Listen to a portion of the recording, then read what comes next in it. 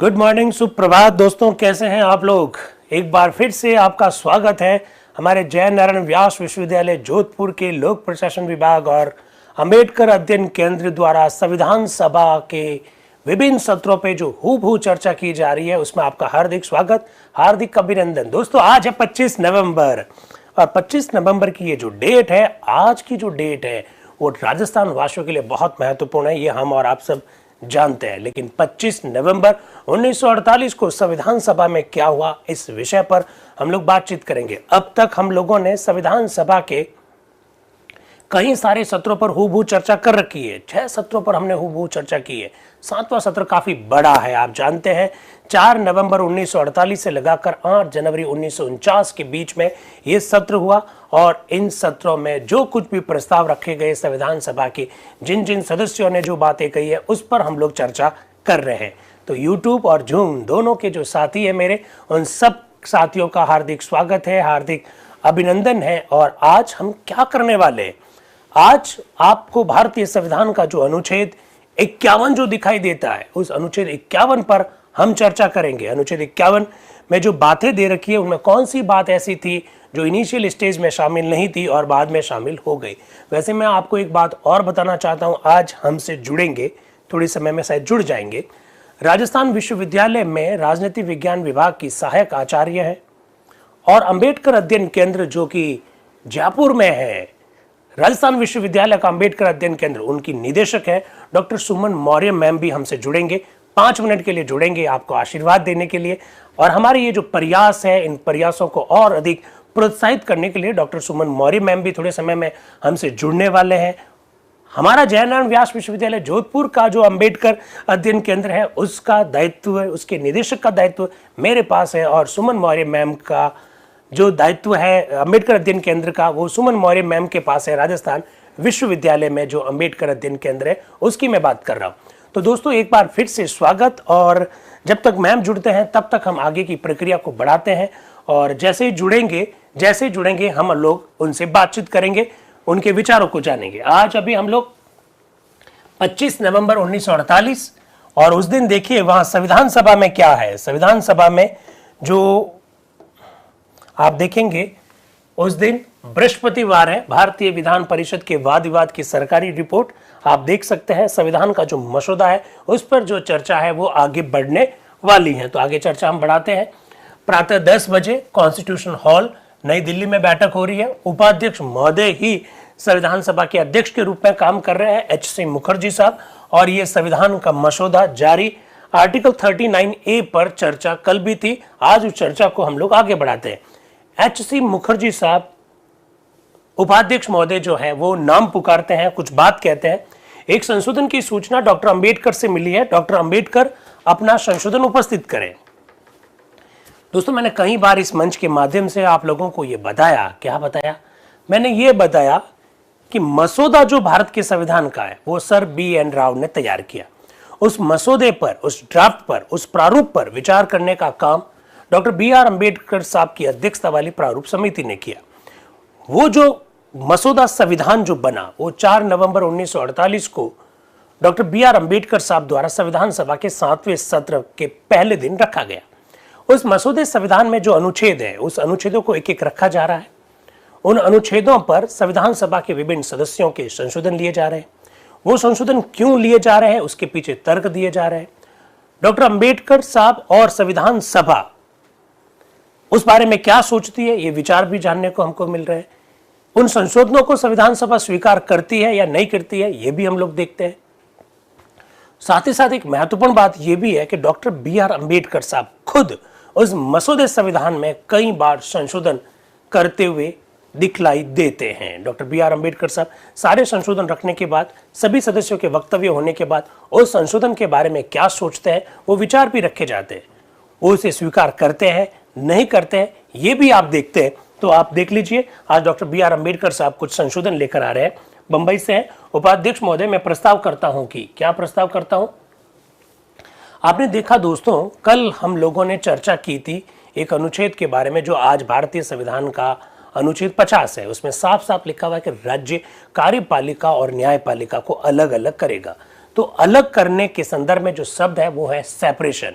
Separate शब्द है, तो लिखिए, देखिए सिक्योर से सेपरेशन तक के शब्द हटा दिया जाए और उसकी जगह पर सेपरेट शब्द रखा जाए, ऐसा संशोधन लेकर आए हैं कौन? डॉक्टर BR अंबेडकर साहब। फिर वो आगे क्या कह रहे हैं वो भी जरा देख लीजिएगा। सभा ये देखेगी कि इस संशोधन का अभिप्राय यही है कि मूल अनुच्छेद आर्टिकल 39A जो कि 3 वर्ष की अवधि के लिए रखा गया। अब आप इसको जानकर बड़ा ताजुब होगा, क्या ताजुब होगा कि राज्य कार्यपालिका और न्यायपालिका को अलग करेगा। इस संदर्भ में इनिशियल स्टेज में जब अनुच्छेद जोड़ा जा रहा है तो उस समय अवधि का जो उल्लेख है वो है 3 वर्ष की। मैंने आप लोगों को इस मंच से कई बार ये कहा है कि संविधान में कुछ अनुच्छेद ऐसे जोड़े गए जिसमें 10 वर्ष की अवधि का उल्लेख था। संविधान में कुछ अनुच्छेद ऐसे लाए जा रहे हैं जिसमें 3 वर्ष के अंदर अंदर राज्य ऐसा करेगा। इस प्रकार की बात लिखी जा रही है। तो अब डॉक्टर अंबेडकर आगे क्या कह रहे हैं? जो 3 वर्ष की अवधि रखी गई है वो हटा दी गई है और जिन कारणों से बाध्य होकर मैंने ये संशोधन रखा है वह ये है। सभा में एक वर्ग ऐसा है जो ये समझता है कि निर्देशात्मक सिद्धांतों में हमें समय अथवा कार्य पद्धति से संबंधित बातें नहीं रखनी चाहिए।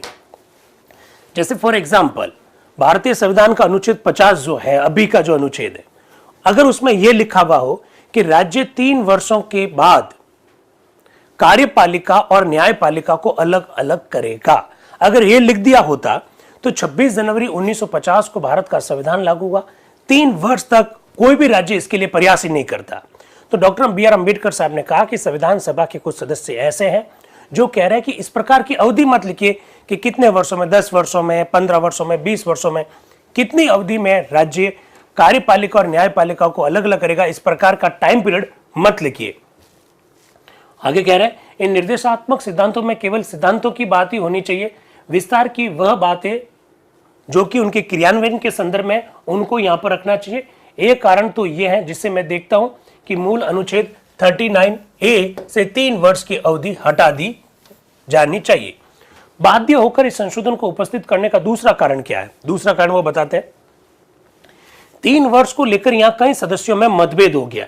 कुछ सदस्य ऐसा कहते हैं कि अगर आप 3 वर्ष की अवधि निर्धारित करते हो तो तीसरे साल से पहले कोई भी सरकार इस दिशा में काम ही नहीं करेगी। जैसे फॉर एग्जाम्पल मैं अगर आप लोगों को यह कहता हूं कि आपको 3 वर्षों में यह काम करना है, तो आप पहले साल कुछ काम नहीं करेंगे, दूसरे साल भी कुछ काम ही नहीं करेंगे, तीसरा साल जब आएगा तब काम करने की कोशिश करेंगे, क्योंकि आपको एक टाइम पीरियड मिल गया है। डॉक्टर अंबेडकर साहब ये कहना चाहते हैं कि संविधान सभा के सदस्य जो है वो 3 वर्ष की अवधि नहीं करना चाहते हैं। इसका कारण है क्योंकि वो 2 वर्ष तो कुछ काम ही नहीं करेंगे और तीसरे वर्ष से वो काम करने की कोशिश करेंगे, तो हमारा जो उद्देश्य है वो असफल हो जाएगा, ऐसा डॉक्टर BR अंबेडकर साहब कह रहे हैं। दूसरा मत यह है कि 3 वर्ष की अवधि बहुत ही कम है। हो सकता है कि जहां तक प्रांतों का संबंध है वहां शासन व्यवस्था सुचारू रूप से स्थायी हो चुकी हो और इस पार्थक्य के लिए, सेपरेशन के लिए वह परिवर्तित या संशोधित की जा सकती है, यह अवधि पर्याप्त हो। इसलिए डॉक्टर BR अंबेडकर साहब ने कहा कि अवधि जैसी किसी भी पदावली का, किसी भी शब्दावली का उल्लेख इस अनुच्छेद में नहीं किया जाना चाहिए और इसके बाद अवधि हटा दी गई है। मुझे लगता है टेक्निकल टीम देखें, शायद सुमन मौर्य मैम जुड़ गए हैं, मुझे दिखाई दे रहे हैं। हाँ मैम, फोन भी अटेंड करेंगे, जल्दी से बात करिए आप उनसे। इसके बाद में प्रोफेसर सिब्बल लाल सक्सेना जी कुछ बोल रहे हैं। उपाध्यक्ष महोदय, डॉक्टर अंबेडकर पहले ही एक संशोधन उपस्थित कर चुके हैं, अर्थात उन्होंने आर्टिकल 39A को बढ़ाया है। क्या कोई सदस्य अपने ही संशोधन पर संशोधन कर सकता है? संविधान सभा के एक सदस्य प्रोफेसर सिब्बल लाल सक्सेना जी, जो कि संविधान सभा के बड़े एक्टिव मेंबर हैं, वो कह रहे हैं कि डॉक्टर अंबेडकर साहब पहले ही आर्टिकल 39A में एक संशोधन कर चुके हैं, अब वो फिर संशोधन में संशोधन कर रहे हैं। चूंकि डॉक्टर BR अंबेडकर साहब अभी प्रारूप समिति के अध्यक्ष के रूप में नहीं है, यहाँ वो संविधान सभा के एक सदस्य के रूप में, तो क्या उन्हें बार बार संशोधन करने की परमिशन होगी, ऐसा वे पूछ रहे हैं। कौन? प्रोफेसर सिब्बल लाल सक्सेना जी। तो उपाध्यक्ष महोदय क्या कह रहे हैं जरा देखिएगा। हाँ, मैं आप सबसे अनुरोध करूंगा कि आप मूल बात को देखें और नियम की बारीकियों में न जाए। उपाध्यक्ष महोदय HC मुखर्जी साहब साफ शब्दों में कहते हैं कि आप नियम की इतनी बारीकियों में मत जाओ यार, जो मूल बात है उसको समझने की कोशिश करो। डॉक्टर BR अंबेडकर साहब अगर कुछ संशोधन करना चाहते हैं तो उनको करने दीजिए, उनको इसकी परमिशन है। तो टेक्निकल टीम मुझे बताए, सुमन मैम को मैं इंट्रोड्यूस कर सकता हूं ना अब? हाँ बिल्कुल कर सकता हूं। तो दोस्तों, हमारे साथ में अब है राजस्थान विश्वविद्यालय के राजनीति विज्ञान विभाग में सहायक आचार्य और राजस्थान विश्वविद्यालय में ही अंबेडकर अध्ययन केंद्र में निदेशक के पद पर कार्यरत डॉक्टर सुमन मौर्य मैम।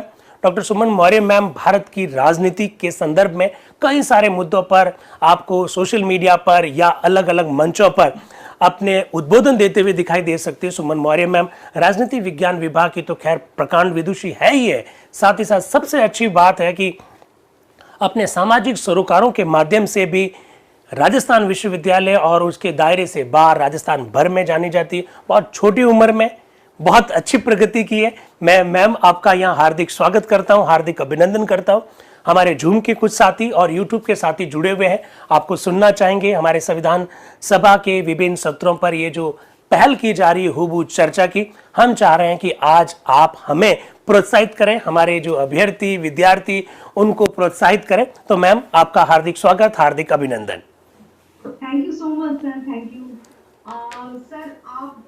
आपका कुछ भी बोलना मुझे लगता है कि एक दिए को सूर्य दिखाने समान है, क्योंकि आप जो संविधान सभा की जितनी बैठकों की जो चर्चा कर रहे हैं, मुझे लगता है ये एक बहुत ही, मुझे लगता है कहीं पूरे इंडिया में इस तरह का कोई पहल अभी तक हुई नहीं है। तो ये एक बहुत ही इनोवेटिव पहल, सोच, मुझे लगता है जहाँ लोगों की सोच खत्म होती है वहां से आपकी सोच वहां से शुरू होना। Thank you ma'am. तो ये चीज है। तो मैं बोल रही हूँ, और आज का दिन तो वैसे ही डेमोक्रेसी के इतिहास में सबसे बड़ा दिन हमारे राजस्थान वासियों के लिए माना जाता है। और आप इतना बढ़िया 4 नवंबर से 8 जनवरी तक इतना बड़ा काम कर रहे हैं सर। मुझे लगता है कि इतने संविधान सभा के समस्त सत्रों की चर्चा करना अपने आप में बहुत बड़ा काम है, और इतना यूनिक और इतना इनोवेटिव सोच जो आप लेके आए हैं, ये बहुत बड़ा है। और मैं तो, क्योंकि डॉक्टर अम्बेडकर स्टडी सेंटर में हम काम करते हैं, तो मुझे लगता है कि ये चीज पहुंचाना, हमारे संविधान के बारे में सबको इंगित करना, समझाना, और बहुत ही सरल शब्दों में, you are in a very lucidly and मतलब क्या कहे, मतलब hats off to you for your Thank you. mindfully and lucidly interpretation of all over the constitution। मुझे लगता है कल मैंने एक चर्चा सुनी थी आपकी परसों, जो कि शराबबंदी के बारे में चर्चा हुई थी। जी बिल्कुल। बहुत ही सत्रों के दौरान हुई हर एक छोटे से छोटे पहलू पर चर्चा की। मुझे लगता है कि ये बहुत बड़ी बात है कि किस तरीके से उस समस्त जो सत्रों में किस तरीके से विवेचना हुई। आज हम देखते हैं कि संविधान में संशोधन जो है वो किस प्रक्रिया के तहत होता है, लेकिन वहाँ हर इशू पर हर एक जो सदस्य है वो अपनी एक बहुत ही गहन जानकारी के साथ, सघन जानकारी के साथ आते हैं, पूरा बोलते हैं बहुत सारी बातें कि it's a bag of borrowings and all. तो मुझे लगता है कि आपने जो मतलब एक एक माइन्यूटली बात बताई कि किस तरीके से संविधान, why constitution is important for each and everyone, तो ये आप समझाने का जो प्रयास कर रहे हैं, मुझे लगता है ये हम सभी के लिए बहुत ही अतुलनीय प्रयास है। सर, मैं कुछ बातें जो है वो साथियों के साथ शेयर करना चाहूंगी। मेरे पास कितना समय है वो आप मुझे बता दीजिए, जिससे कि हमारे जो श्रोतागण है उनका लॉस भी नहीं हो, क्योंकि मैं भी आप ही को सुनना चाहती हूँ। मैं एज ए श्रोता ही आना चाह रही थी।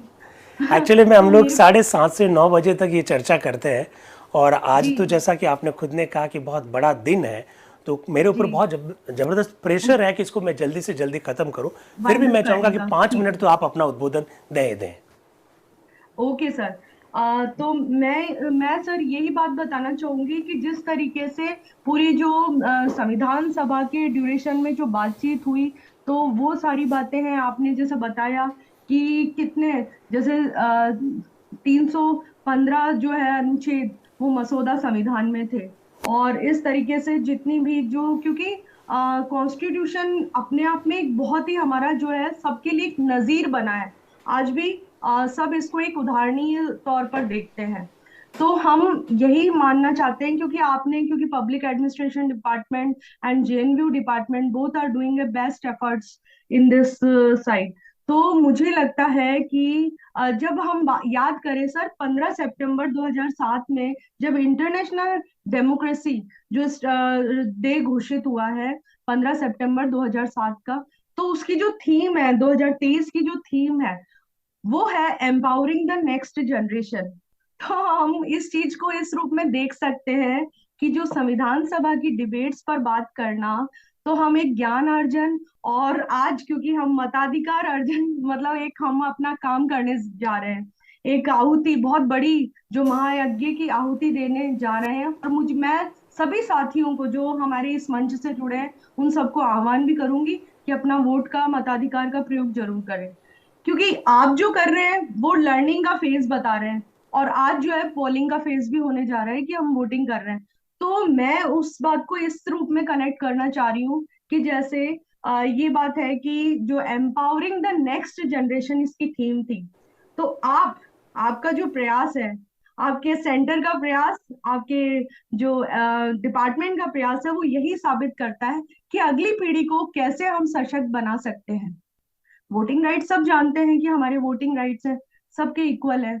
बट हम उन वोटिंग राइट्स का उपयोग किस तरीके से करते हैं, how can we know, how can we enlighten by the means of learning method. तो हम ये चीज तभी समझ सकते हैं जब हमें संविधान के बारे में संपूर्ण और समग्र जानकारी होगी, बहुत ही माइन्यूटली जानकारी होगी। तो ये चीज है कि जैसे कि जितनी भी बातें आती है, सर आइवर जेनिंग्स, जो कि सभी हमने, जितने भी लोग हैं वो जानते होंगे, जो भी कॉन्स्टिट्यूशन का अध्ययन करते हैं, तो उनकी पुस्तक थी लॉ एंड द कॉन्स्टिट्यूशन। तो उसमें उन्होंने ये बात कही कि the Indian constitution in retrospect, मतलब बहुत ही एक अलग बात कही थी उन्होंने, कि इंडियन कॉन्स्टिट्यूशन को लॉयर्स पैराडाइज बताया। तो ये चीज है कि हमारी, क्योंकि संविधान में सभी विशेषज्ञ भी थे, चलिए हम ये इस चीज को ऐसे भी स्वीकार कर सकते हैं कि एक बार ठीक है, लीगल, क्योंकि इसमें लीगल लैंग्वेज का प्रयोग किया गया है, बहुत ही फ्रेजोलॉजी जो है वो भी यूज है, वो भी कोई बात नहीं, लेकिन एक एक चीज को माइन्यूटली अध्ययन करते हुए बात की गई। और फिर उन्होंने बाद में further he commented that Indian constitution is too long, क्योंकि बहुत लंबा समय निश्चित रूप से लगा। 2 साल 11 महीने 18 दिन कोई मामूली बात नहीं होती, बहुत लंबा समय होता है, बहुत लंबा ड्यूरेशन होता है अपने आप में। तो वो चीज है, टू रिजिड या टू प्रोलिक्स, इस तरह की बात कही उन्होंने। लेकिन चाहे उनका विवेचन उस तरीके से है कि too long, too rigid, too prolix, but apart from all that, this is important thing that it is a nazir for all other countries also in today's scenario also। तो हम ये इसको जैसे बैग ऑफ बोरोइंग से ये इस तरह की बात है, लेकिन ग्रैनवेल ऑस्टिन, जो कि जिनकी बुक थी the Indian constitution corner stone of the nation, उसमें उन्होंने बहुत अहम बात और अहम हम सभी के लिए मतलब एक उदाहरणीय प्रस्तुत किया है कि किस तरीके से भारतीय संविधान निर्माण को उन्होंने बताया कि आम सहमति का संविधान है, it's a constitution of common consensus. और समायोजन इसमें एक बहुत बड़ा कंसेंसस और अकोमोडेशन को शामिल किया गया है, जिस मतलब कहीं ना कहीं हर एक की बात को सुनी गई और जगह दी गई। जैसे आप एक एक बात का भी विवेचन करेंगे, सभी जितने भी संविधान सभा के सदस्य थे, उनकी जो माइन्यूट से माइन्यूट बात, हर एक की अपनी ऑब्जर्वेशन, अपनी डिटेल जानकारी के अनुसार उन्होंने बात की।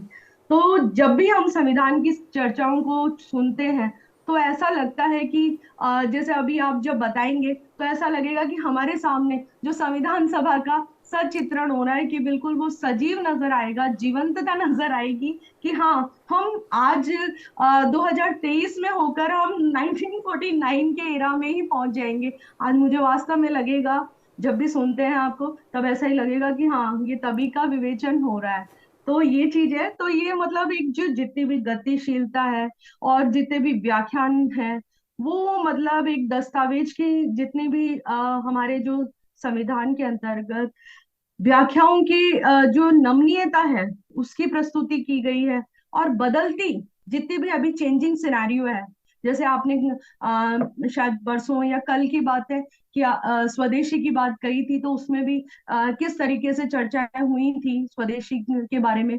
तो वो तब की बात है जब हम 1949 की बात कर रहे थे, आज हम 2023 में, और आज के समय की तस्वीर बिल्कुल अलग हो चुकी है। तो उस रूप में ये देख सकते हैं कि बदलती परिस्थितियों के अनुसार जो किस तरीके से परिवर्तनशीलता और किस तरीके से आज भी ये उतना ही प्रासंगिक और समायोजनशील योग्य है, तो हम उन चीजों को समझ सकते हैं। तो ये हमारा वास्तव में एक जीवंत दस्तावेज है और इस चीज को सभी को समझने की आवश्यकता है। मुझे लगता है कि ये आपके माध्यम से ये एक बहुत प्रयास अच्छा किया जा रहा है, और मैं भी चाहती हूँ कि इस तरह का जो प्रयास है वो हमारे सेंटर में भी, लेकिन आपका ही इन्वॉल्वमेंट उसमें रहेगा। बिल्कुल।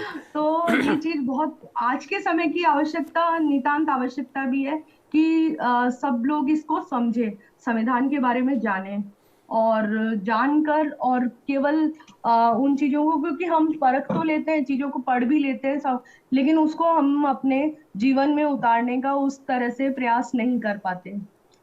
तो एक मैं लक्ष्मी नारायण साहू जो थे हाँ, संविधान सभा संविधान के एक सभा के मेंबर थे। वाद विवाद जी के जी। दौरान, जी सर बिल्कुल। आपने जिक्र भी किया होगा, जी क्योंकि ये 17 नवंबर 1949 की चर्चा में बात आई होगी जरूर, मैं वो शायद वो सुन नहीं पाई होंगी, लेकिन उसमें उन्होंने बहुत ही मतलब अलग चीज बताई है, जो कि डॉक्टर अंबेडकर के जो विचारों से बिल्कुल भिन्न देखी जा सकती है। तो उन्होंने ये बात कही थी, मैं कोट करना चाहूंगी कि भारत संविधान परिस्थिति अनुरूप नहीं, यह संविधान जिन आदर्शों पर आधारित है, भारत की आत्मा से कोई संबंध नहीं, यहाँ की परिस्थितियों में कार्य नहीं कर पाएगा, लागू होने के कुछ समय बाद ही ठप हो जाएगा। ये बात उन्होंने कही थी। आज लगभग 75 वर्ष हो चुके हैं और संविधान न केवल लागू हुआ है, बल्कि बहुत अच्छे से चला है और एक उदाहरण प्रस्तुत किया है अन्य देशों के लिए। हम ये देख सकते हैं कि कहीं ना कहीं किसी भी तरीके से बनाना रिपब्लिक या अरब स्प्रिंग या कॉन्स्टिट्यूशन जो है, बिल्कुल और देशों के बहुत ही लंबे समय नहीं चल पाते, लेकिन हमारे संविधान की एक अतुलनीय विशेषता रही है कि ना केवल ये बहुत अच्छे से चल रहा है, बल्कि एक दूसरे को आईना भी दिखा रहा है, बता भी रहा है कि किस तरीके से it's a reflection image of Indian society and Indian politics. तो ये मुझे लगता है कि बहुत ही अहम बात है। और आज अब हरेंद्र कुमार मुखर्जी साहब की अध्यक्षता में आगे की चर्चा आपके जी साथ जी होगी, बिल्कुल। और हम सुनेंगे आज की जो चर्चा किस तरीके से आगे बढ़ती है, नीति निदेशक तत्वों का किस तरीके से सारी बातों पर गहन चर्चा हुई, ये आपके माध्यम से मैं सुनने का प्रयास करूंगी, बल्कि क्योंकि मैं औरों के बीच में और आपके बीच में एक मतलब एक वो नहीं बनना चाहती किसी भी तरह का culprit type, and I want to also listen you sir. Thank you so much for enlightening you by your esteemed views by this workshop. Thank you This very is much very ma'am, helpful thank for you all very of us. Much ma'am, thank you very much ma'am. तो दोस्तों, Thank ये you, sir. Doctor Suman Maurya ma'am बड़ा सुंदर उद्बोधन, संक्षिप्त उद्बोधन, सार गर्भित उद्बोधन और हमारे प्रयासों को हमारी पीठ पर जो थपथपी मैम ने जो दी है, उसके लिए मैं सेंटर की ओर से और हमारे विश्वविद्यालय की ओर से मैम का मैं बहुत बहुत आभार व्यक्त करता हूँ। मैं मेरी टीम से निवेदन करूँगा कि एक यूट्यूब पर एक कॉमेंट आया हुआ है प्रीति मैम का, जो खुद एक प्रोफेसर है, वो मुझे बताएंगे तो बड़ा आनंद आएगा। अगर यूट्यूब पर जो कमेंट आ रखा है मैम आपके लिए भी है, वो प्रीति मैम है, वो महू में doctor B R Ambedkar university में प्रोफेसर है, ऐसा उन्होंने लिखा है। और वो कह रहे हैं कि मैं रोजाना इन सभा की बैठकों को देखती हूँ और it's very useful for the students, ऐसा उन्होंने लिखा। जस्ट थोड़ा सा और नीचे लाइए, जस्ट बस बस बस बस। Preeti Kanadia ma'am, good morning sir, I am also professor of doctor B R Ambedkar university of Mhow Indore MP and I am watching your videos and this video very wonderful for the students. तो प्रीति मैम हो चाहे सुमन ma'am हो, ये जो हमें थपथपी देते हैं, ये जो हमारी पीठ थपथपाते हैं, ऐसे लोगों के मार्गदर्शन, ऐसे लोगों के एडवाइस से ही हमारा जयनारायण व्यास विश्वविद्यालय जोधपुर का अंबेडकर अध्ययन केंद्र और लोक प्रशासन विभाग ये कार्य कर पाता है। मैं इस मंच के माध्यम से सुमन मैम आपका एक बार फिर से बहुत बहुत आभार व्यक्त करता हूँ। Thank you very much. आप इसी तरह से हमसे आगे भी जुड़े रहेंगे, अपने आशीर्वचनों से हमारे विद्यार्थियों को लाभान्वित करते रहेंगे। एक बार फिर से आपका बहुत बहुत धन्यवाद। Thank you very much.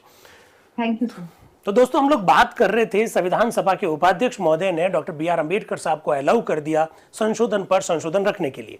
RK सिद्धवा जी इसी बीच में आ जाते हैं, मध्य प्रांत से। वो क्या कह रहे हैं? उपाध्यक्ष महोदय, मुझे प्रसन्नता है कि डॉक्टर अम्बेडकर ने यह संशोधन पेश किया और अब इतनी देर के बाद ही सही उनको सद्बुद्धि आई, ऐसा शब्दों का प्रयोग कर रहे हैं। अनुच्छेद 36 में एक बड़े आवश्यक मसले के संदर्भ में अर्थात अवधि के संदर्भ में इस प्रकार की एक अवधि रखी गई, उसको मैंने ये कहकर विरोध किया था कि निर्देशक सिद्धांतों में अवधि की सीमा निर्धारित नहीं होनी चाहिए। प्रोफेसर सिब्बल लाल आर के सिद्धवा जी जो है, बहुत ध्यान से सुनिएगा, आर के सिद्धवा जी कह रहे हैं कि मैंने भी एक बार आपको पहले संविधान सभा में ये कहा था कि किसी भी नीति निदेशक तत्व के अंतर्गत कोई अवधि मत रखो, 5 वर्ष की अवधि, 10 वर्ष की अवधि, 3 वर्ष बाद में लागू किया जाएगा, ऐसा मत लिखो। सिद्धवा जी कह रहे हैं कि डॉक्टर बी आर अम्बेडकर ने उस समय मेरी बात को स्वीकार नहीं किया। आज डॉक्टर बी आर अम्बेडकर साहब किसी और नीति निदेशक तत्व के संदर्भ में अपनी बात को रखते हुए जब ये कह रहे हैं कि अवधि नहीं होनी चाहिए, तो वो कह रहे हैं सिद्धवा साहब कि मुझे अच्छा लगा कि डॉक्टर अम्बेडकर अब लेट ही सही, देर से ही सही, लेकिन अब इस बात को मान रहे हैं और इस प्रकार से जो अवधि वाली जो बात थी वो हटा दी जा रही है। इसके बाद में सिद्धवा जी क्या कह रहे हैं, कल मेरे मित्र श्री दास ने कहा कि न्यायाधीश वर्ग को यानी न्यायपालिका को एग्जीक्यूटिव से पृथक करने का जो प्रश्न है वो आजादी मिल जाने से बिल्कुल बदल गया है। देखिए दोस्तों, आप लोग जानते हैं कि देश की आजादी से पहले कार्यपालिका और न्यायपालिका का मिक्सअप होने की वजह से विधि के शासन का, लोकतंत्र का, स्वतंत्रता का जिस तरह से हनन हो रहा था, कांग्रेस के नेतृत्व में देश की आजादी का जो आंदोलन चल रहा था उसमें लगातार ये मांग की जा रही थी कि कार्यपालिका और न्यायपालिका को अलग अलग होना चाहिए। सिद्धवा जी अपना उद्बोधन में बी दास जो कि उड़ीसा के हैं उनकी बात का उल्लेख करते हुए कह रहे हैं कि बी दास ने कल ये कहा था, क्या कहा था, कि देश की आजादी के बाद कार्यपालिका और न्यायपालिका को अलग करने का जो संदर्भ है वो बदल गया है। क्या कह रहे हैं सिद्धवा साहब, आगे जरा देखिएगा। वो कह रहे हैं ऐसा तर्क सुनकर मुझे वस्तुतः बहुत आश्चर्य हुआ। अगर एक सिद्धांत अंग्रेजी राज्य काल में बुनियादी तौर पर गलत था तो मैं ये समझ नहीं पाता हूं कि वही सिद्धांत अब स्वतंत्र भारत में क्यों सही हो जाएगा। तो जो सिद्धांत बुनियादी रूप से अंग्रेजी भारत यानी जब अंग्रेजों का शासन था उस समय गलत था, तो अगर हम अब आजाद हो गए तो अब कैसे सही हो जाएगा, ऐसा सिद्धवा साहब कह रहे हैं। वो आगे बोल रहे हैं, बुनियादी बात यह है कि न्याय संबंधी और शासन संबंधी प्रकारों को एक जगह पर मिला दिया गया है। जिला मजिस्ट्रेट अपराध आरोपित करता है और वही न्याय भी करता है। दोस्तों, आप लोग जानते हैं देश की आजादी से पहले किस प्रकार की व्यवस्था देश में हुआ करती थी। कलेक्टर जो होता था वो जिला मजिस्ट्रेट के रूप में भी काम करता था, वही मामलों की सुनवाई करता था, वही अपराधियों के मामलों की सुनवाई करता और वही सजा सुना देता। शक्तियों का पृथक्करण सिद्धांत, सेपरेशन ऑफ द पावर, साफ साफ कहता है कि कार्यपालिका, व्यवस्थापिका और न्यायपालिका को अलग अलग होना चाहिए और विधि के शासन के अंतर्गत ये एक बेसिक प्रिंसिपल है। सिद्धवा साहब उसी की ओर इशारा कर रहे हैं।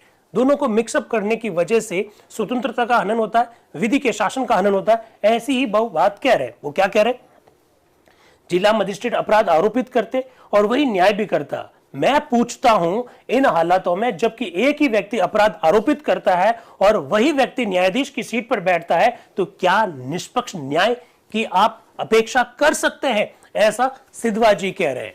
वो व्यक्ति जो जांच करता है, वो व्यक्ति जो मामलों की सुनवाई करता है, दोनों एक ही व्यक्ति नहीं हो सकते। आरोप लगाने वाला व्यक्ति अलग होना चाहिए, जांच करने वाला व्यक्ति अलग होना चाहिए और फिर न्याय करने वाला व्यक्ति अलग होना चाहिए। क्योंकि अगर तीनों एक ही होंगे, दोनों एक ही होंगे, तो ऐसी स्थिति में निष्पक्ष न्याय की बात कभी भी हम उसकी अपेक्षा नहीं कर सकते, ऐसा कह रहे हैं। फिर आर के सिद्धवा जी आगे बोल रहे हैं, जैसा कि कल डॉक्टर अंबेडकर ने कहा कि जब से ये व्यवस्था चालू हुई है तभी से कांग्रेस ये कहती आई है कि अगर अपराधी के साथ वस्तुतः निष्पक्ष न्याय करना है तो हमें इन दोनों कार्यों को अलग अलग करना होगा।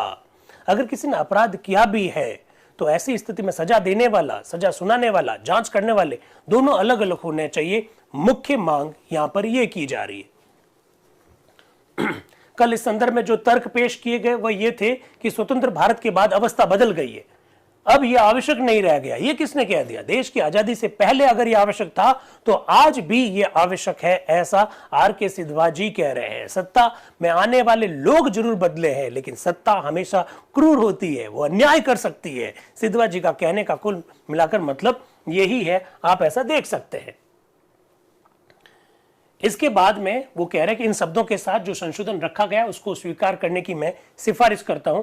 और इसके बाद में उपाध्यक्ष महोदय कहते हैं कि अब मैं संशोधन पर मत लेता हूं। दोस्तों, मैं आपको एक बात स्पष्ट कर देना चाहता हूं, कई बार इस मंच से कहा, कई बार यह प्रश्न पूछा गया कि संविधान सभा में जब कोई निर्णय होता था वो कैसे होता था? बहुमत से होता था, सर्वसम्मति होती थी या कोई वोटिंग वगैरह करवाई जाती थी? ऐसे कई बार प्रश्न पूछे गए और कई बार विद्यार्थी मुझे कहते हैं कि सर सभी निर्णय सर्वसम्मति से होते थे। बिल्कुल मैं इससे सहमत नहीं हूं।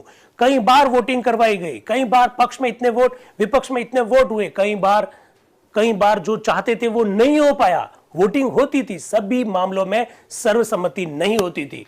तो उपाध्यक्ष महोदय कह रहे हैं अब मैं संशोधन पर वोटिंग करवाता हूं, मत लेता हूं। तब पंडित हृदयनाथ कुंजरू साहब जो कि संयुक्त प्रांत से हैं, संविधान सभा के एक मेंबर है, वो क्या कह रहे हैं? ये बहुत महत्वपूर्ण संशोधन है श्रीमान, और आशा है कि आप इस पर सदस्यों को विचार व्यक्त करने की अनुमति देंगे। उपाध्यक्ष महोदय को सुनाई नहीं दी ये बात, तो उन्होंने कहा आप यूं करिए कि कृपा करके माइक्रोफोन पर आइए।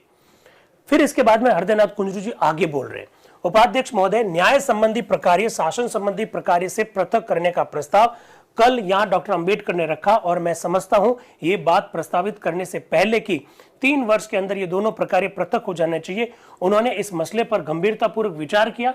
प्रत्येक व्यक्ति इस विषय के महत्व को समझता है कि कार्यपालिका और न्यायपालिका को अलग अलग क्यों होना चाहिए, लेकिन कल जब डॉक्टर अंबेडकर ने जब प्रस्ताव रखा था तब उन्होंने इसमें अवधि डाल दी कि 3 वर्ष में ऐसा किया जाएगा। इसके बाद में डॉक्टर बी आर अंबेडकर साहब ने इस अवधि को हटा दिया। वो खुद अपने संशोधन पर संशोधन रख रहे हैं।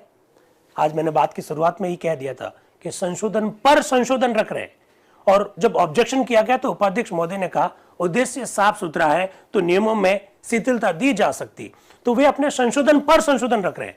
अब कह रहे हैं कि कार्यपालिका और न्यायपालिका को अलग अलग किया जाएगा, इसके लिए कोई अवधि नहीं है। आज भारतीय संविधान का अनुच्छेद 50 मैं आपके सामने पढ़कर सुनाता हूं। भारत के संविधान की ये कॉपी है। अनुच्छेद 50 आज क्या कहता है, हूबहू वो अनुच्छेद उस समय पारित हो गया था। ये बात भी आपको मालूम होनी चाहिए। जरा देखिएगा, राज्य की लोक सेवाओं में न्यायपालिका को कार्यपालिका से पृथक करने के लिए राज्य कदम उठाएगा। ये आज के संविधान में लिखा हुआ है। ये बात आज पारित हो जाएगी। मसौदा संविधान 4 नवंबर 1948 को जब डॉक्टर बी आर अंबेडकर द्वारा रखा गया, उस दिन यह अनुच्छेद नहीं था। डॉक्टर बी आर अंबेडकर साहब के संशोधन पर ही यह अनुच्छेद लाया गया। जब लाया गया तब उनमें यह लिखा हुआ था कि 3 वर्ष के भीतर ऐसा किया जाएगा। फिर डॉक्टर बी आर अंबेडकर ने कहा कि नहीं, अवधि निर्धारित नहीं होनी चाहिए, अवधि हटा दीजिए, राज्य तो कार्यपालिका और न्यायपालिका को अलग करेगा, इस हेतु कदम उठाएगा। आज भी भारत के संविधान में यह अनुच्छेद है। यह अनुच्छेद आज के दिन संविधान सभा में अस्तित्व में आया, ये बात भी आपको मालूम होनी चाहिए। फिर आगे देखिए जरा वो क्या कह रहे हैं। मुझे मालूम है श्रीमान की ये बात निर्देशात्मक सिद्धांतों के अध्याय में आ जाती, पर वहां आने से भारत सरकार या प्रादेशिक राज्यों पर यह लागू नहीं हो सकती थी, और मैं यही आश्चर्य कर रहा था कि मसौदा समिति ने कहीं इसी कारण से तो नहीं इसे निर्देशात्मक सिद्धांत में रखना पसंद किया, किंतु जब सारी बात सभा के सामने तय हो गई, डॉक्टर अंबेडकर का प्रस्ताव स्वीकृत हो गया, तो मुझे इसका दुख है, घोर दुख है कि डॉक्टर अंबेडकर अब उसमें ऐसा संशोधन लाना चाहते हैं कि ये स्थानीय सरकारों के विवेक पर रहे कि जब वो ठीक समझे इस सुधार को वो लागू करे, जिसकी आज हम 50 वर्षों से मांग कर रहे हैं। अब देखिए वो कुछ और बात कह रहे हैं। वो कह रहे हैं कि आपने कहा कि राज्य इस बात के लिए प्रयास करेगा कि कार्यपालिका और न्यायपालिका अलग अलग हो जाए। वो कह रहे हैं मुझे इस बात का दुख है कि ये संशोधन संविधान सभा के द्वारा स्वीकार किया जा रहा है, क्योंकि ये निर्देशात्मक सिद्धांत है और आप अच्छी तरह से परिचित है कि निर्देशात्मक सिद्धांत लागू करना या नहीं करना राज्य पर निर्भर है। वो आगे कह रहे हैं इस राज्य की परिभाषा में केंद्र सरकार भी आती है और राज्य सरकारें भी आती है। वो कह रहे हैं राज्य सरकारें पता नहीं इसको कब लागू करेगी, जिसकी मांग कांग्रेस के नेतृत्व में पिछले 50 वर्षों से की जा रही है कि कार्यपालिका और न्यायपालिका अलग होनी चाहिए। वो बात राज्य सरकारें पता नहीं कब लागू करेगी। आप इसमें अवधि भी निर्धारित नहीं करना चाहते हो, आप इसे निर्देशात्मक सिद्धांतों में डाल रहे हो, तो फिर वो तो लागू ही नहीं करेंगे, ऐसा वो कह रहे हैं। आगे क्या कह रहे हैं, मूल अनुच्छेद में जो अवधि सीमा रखी गई थी उसे हटाने का पक्ष प्रतिपादित करते हुए डॉक्टर अंबेडकर ने कहा कि कुछ लोगों का यह मत है कि इसके रखने से यह ख्याल पैदा हो सकता है कि 3 वर्ष तक तो इस संदर्भ में कुछ करना ही नहीं है। मुझे आश्चर्य है कि श्रीमान क्या उन्हें भी अपनी व्याख्या से संतोष है। इस सभा में इतना भोला भाला तो कोई नहीं है जो ये समझे कि आर्टिकल 39A में ये अवधि सीमा रखने से प्रांतीय सरकारें ये समझती है कि 3 वर्ष तक तो वह इस संदर्भ में चुपचाप बैठी रह सकती। अब इनको समस्या है। उन्होंने कहा ये 3 वर्ष की जो अवधि जो रखी जा रही थी उसको अब हटा क्यों रहे हैं डॉक्टर अंबेडकर, और डॉक्टर अंबेडकर ये तर्क दे रहे हैं हटाने के संदर्भ में कि भाई मैं अवधि इसलिए हटाना चाहता हूं कि 3 वर्ष अगर लिख दिया तो कई सरकारें 3 साल तक तो काम ही नहीं करेगी, वो 3 साल का वेट करेगी। फिर वो कह रहे हैं कि संविधान सभा में कोई ऐसा सदस्य भी, कोई भोला भाला सदस्य भी है जो ये समझे कि राज्य सरकार 3-3 वर्ष तक काम ही नहीं करेगी, चुपचाप बैठी रहेगी। ये क्या बात हुई? अवधि होनी चाहिए, ऐसा वो कह रहे हैं। डॉक्टर अंबेडकर साहब कल जब संशोधन लेके आते हैं तब 3 वर्ष की अवधि लिखते हैं, आज जब संशोधन लाया तो 3 वर्ष की अवधि इन्होंने हटा दी। आगे जरा देखिए, अगर कल अनुच्छेद 39 क सभा में पास ना हुआ होता तो कोई बात नहीं थी। मैं तो साफ साफ कहता हूं कि निर्देशात्मक सिद्धांतों के अध्याय में जो सिद्धांत रखे गए उनमें से मेरी समझ में किसी का भी कोई महत्व नहीं है, विशेषकर इसलिए कि अध्याय के आरंभ में ही एक अनुच्छेद में यह कह दिया कि इनको लागू करने के लिए न्यायालय में अपील ही नहीं की जा सकती। वो तो बिल्कुल तलवार लेके ही खड़े हो गए।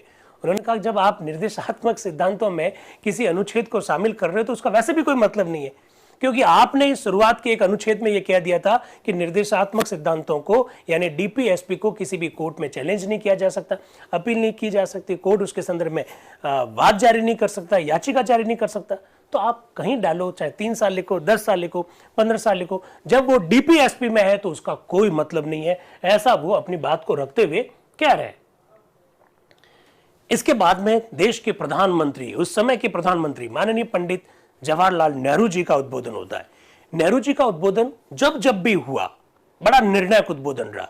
नेहरू जी या सरदार वल्लभ भाई पटेल जब भी संविधान सभा में बोले वो निर्णायक स्थिति में बोले।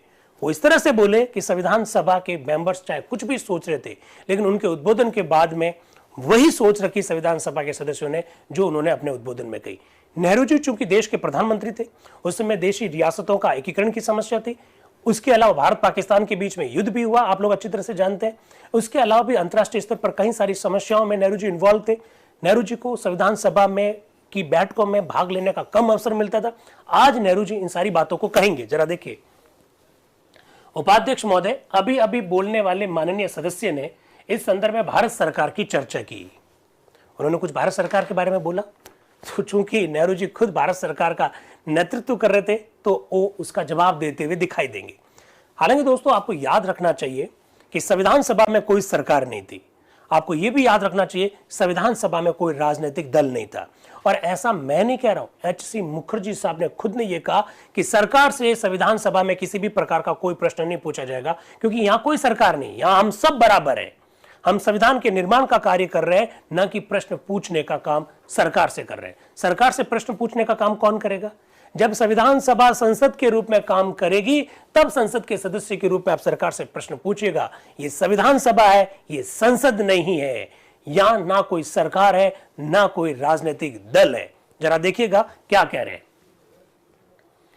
मैं इस सरकार की ओर से अपनी स्थिति को स्पष्ट कर देना चाहता हूं तथा इस बात के लिए खेद प्रकट करना चाहता हूं कि भारत सरकार सम्मिलित रूप से और बहुत कुछ व्यक्तिगत रूप से भी इस सभा की कार्यवाही से उतना ही निकट संबंध नहीं रखती है जैसा कि इसे रखना चाहिए। नेहरू जी ने साफ साफ शब्दों में कहा कि मैं सामूहिक रूप से कहूं या व्यक्तिगत रूप से कहूं, भारत सरकार संविधान सभा से उतना निकट संबंध नहीं रखती है जितना कि उन्हें रखना चाहिए।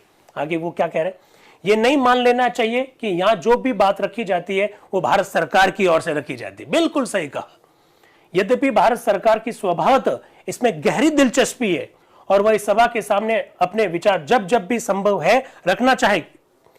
मैं ससम्मान सभा को बतलाना चाहता हूं कि बहुत सी बातों पर जिन पर कि इसने विचार किया, भारत सरकार भी अपना मत सभा के समक्ष रखना चाहती थी, किंतु सरकार के सदस्यों का यह दुर्भाग्य है कि परिस्थितियों से बाध्य होकर तथा इस कारण से कि जबकि सभा की बैठक हो रही है तभी भारत सरकार के सामने गंभीर और महत्वपूर्ण घरेलू और अंतर्राष्ट्रीय मसले आ जाते हैं। वो कह रहे हैं साफ साफ शब्दों में कि हमारी भी बड़ी इच्छा थी कि हम सरकार की ओर से संविधान सभा में कुछ बोले, लेकिन जब बोलने का हमको मौका मिलता है तब हम किसी न किसी घरेलू या अंतर्राष्ट्रीय मामले में उलझे हुए रहते हैं। इस वजह से अपने विचार यहां प्रकट नहीं कर पाते। फिर वो कहते हैं आज इतने बोझिल हैं कि संविधान की इन महत्वपूर्ण बातों पर हम इतना समय नहीं दे पाते जितना कि उन्हें देना चाहिए। मुझे खेद है कि मैं खुद ही आवश्यक योगदान नहीं दे पाता हूं और मैं समझता हूं कि उससे मेरा ही नुकसान होता है। ऐसा पंडित जवाहरलाल नेहरू जी अपने 25 नवंबर 1948 के उद्बोधन में साफ साफ शब्दों में कह रहे हैं कि हम घरेलू और अंतर्राष्ट्रीय मामलों में इतने उलझे हुए हैं कि हमको जितना समय देना चाहते हैं उतना समय नहीं दे पाते और उससे मुझे व्यक्तिगत रूप से नुकसान है, ऐसा वो कह रहे हैं। फिर वो क्या कह रहे हैं? अब मैं प्रस्तुत संशोधन की ओर आता हूं। इसके संदर्भ में मैं ससम्मान सभा में चंद बातें कहूंगा और वह यह है, मैंने ऐसा अनुभव किया है कि संविधान की मर्यादा को पर्याप्त रूप से सुरक्षित नहीं रखा जा सकता अगर हम बहुत सी विस्तार की बातों को, अरे भाई भाई भाई गजब की बात कही है। आज संविधान सभा में पंडित नेहरू जी का ये उद्बोधन, भारत के संविधान की जो आलोचना करते हैं जो लोग ये कहकर आलोचना करते हैं कि भारत का संविधान बहुत लंबा है, बहुत विस्तृत है, संविधान सभा ने बहुत समय लिया है। Nehru ji, doctor B R. अंबेडकर साहब तो इसका जवाब कई जगह पर देते हुए दिखाई देंगे, लेकिन आज नेहरू जी भी क्या जवाब दे रहे हैं वो भी देख लीजिएगा। क्या कह रहे हैं जरा सुनिएगा। अगर हम बहुत सी विस्तार की बातें भी उसमें लिपिबद्ध कर देते हैं, संविधान एक ऐसी चीज है जो दीर्घ काल तक स्थायी होनी चाहिए, जो एक बहुत ही दृढ़ आधार पर निर्मित होना चाहिए और जिसमें समय समय पर परिवर्तन करना संभव हो। ये कठोर तो होना ही नहीं चाहिए। फिर भी संविधान के संदर्भ में हमें ऐसा समझना चाहिए कि ये कुछ ऐसी चीजें हैं जो टिकाऊ रहेगी, ये क्षणिक नहीं है और न केवल सामयिक प्रबंध के लिए, ये ऐसी चीज नहीं है जिसमें हम दिन प्रतिदिन परिवर्तन करें, या ऐसी चीज भी नहीं है जो केवल आगामी 2-4 वर्षों के लिए हो सकता है कि इसमें कई अल्पसंख्यक व्यवस्था का रखना आवश्यक हो, ऐसा करना जरूरी है क्योंकि इन व्यवस्थाओं की आवश्यकता पड़ सकती है, किंतु जहां तक संविधान के मूल स्वरूप का संबंध है, बहुत ध्यान से सुन लीजिएगा, बेसिक स्ट्रक्चर, संविधान की आधारभूत संरचना का सिद्धांत 24 अप्रैल 1973 को सुप्रीम कोर्ट ने केशवानंद भारती बनाम केरल राज्य के मामले में 13 न्यायाधीशों की संविधान पीठ ने दिया था। लेकिन पंडित जवाहरलाल नेहरू जी यहां क्या कह रहे हैं? वो क्या कह रहे हैं? किंतु जहां तक संविधान के मूल स्वरूप का संबंध है, इसमें राजनीतिक, सामाजिक और आर्थिक जीवन से तथा जीवन के अन्य क्षेत्रों से संबंध रखने वाली बुनियादी बातों का होना जरूरी है, पर इसमें वह विस्तार की बातें नहीं आनी चाहिए जिनके संदर्भ में संसद को कानून बनाने हैं। उन्होंने कहा संविधान में वो सारी बातें शामिल मत करो जिनके संदर्भ में कानून बनाने की जिम्मेदारी हमारी संसद को है। तो हमारी संसद आगे आने वाले समय में ऐसे विषय पर कानून बनाती रहेगी, इसलिए हम छोटे छोटे विषय पर यहीं पर चर्चा क्यों करें और इन छोटे छोटे विषय को संविधान में डालकर संविधान को जबरदस्ती बड़ा क्यों करें? क्योंकि संविधान एक बुनियादी दस्तावेज है। संविधान में मूल बातें ऐसी होती है, कुछ बातें ऐसी होती है जिसमें बदलाव नहीं होना चाहिए। उन मूल बातों के अनुरूप कानून बनाने की जिम्मेदारी हमारी भावी संसद पर छोड़ देनी चाहिए, और जो भावी संसद काम करेगी उस पर हम अभी काम क्यों करें? अगर हम ही सारा काम कर लेंगे तो समय के अनुसार हम वो सारा काम की कल्पना नहीं कर सकते, इसलिए कुछ जिम्मेदारियां आप भावी संसद पर छोड़ दीजिए, ऐसा वो कहना चाह रहे हैं। आगे क्या कह रहे हैं? अगर आप विस्तार की बातों में जाते हैं और बुनियादी बातों को अन्य ऐसी बातों के साथ मिला देते हैं जो महत्वपूर्ण होते हुए भी गौण है, तो आप बुनियादी बातों को भी गौण बातों के स्तर पर ला देंगे। क्या गजब का प्रिंसिपल दिया पंडित जवाहरलाल नेहरू ने आज। उन्होंने कहा संविधान में बुनियादी बातें होती है और बुनियादी बातों के साथ गौण बातों को अगर आपने शामिल कर दिया तो हो सकता है कि जो बुनियादी बातें हैं वो गौण बातों के लेवल पर आ जाए और उनका भी वह महत्व ना रहे जितना कि महत्व रहना चाहिए। जिन उद्देश्यों से संविधान का निर्माण कर रहे हैं वो उद्देश्य ही कहीं इन गौण बातों से ढक ना लिए जाए, इसलिए सारी गौण बातें इस संविधान में अभी शामिल मत कीजिए। कुछ बातों को आप संसद पर, भावी संसद पर छोड़ दीजिए, इसकी ओर वो इशारा कर रहे हैं। फिर वो क्या कह रहे हैं? बड़ा गजब का शब्द बोला, जिन महान वृक्षों का आप आरोपण करना चाहते हैं, जिन महान वृक्षों का आप आरोपण करना चाहते हैं, जिनको आप खूब पल्लवित और पुष्पित देखना चाहते हैं, वह सब विस्तार के गौण वृक्षों के सघन वन में छिप जाएंगे। वाह, क्या शब्दावली प्रयुक्त की है, मैं अंडरलाइन करके बताता हूं। जिन महान वृक्षों का आप आज आरोपण करना चाहते हैं, जिनको आप खूब पल्लवित और पुष्पित होते हुए देखना चाहते हैं, वह सब बातें विस्तार के गौण वृक्षों के सघन जंगल में छिप जाएंगे।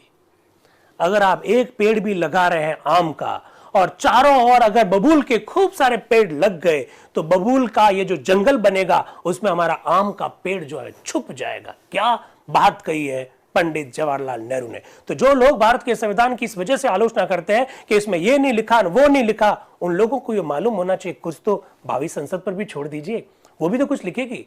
कई बार अक्सर यह कहा जाता है कि संसद और राज्य विधानमंडल के सदस्यों की योग्यताओं का विस्तार से संविधान में उल्लेख नहीं है।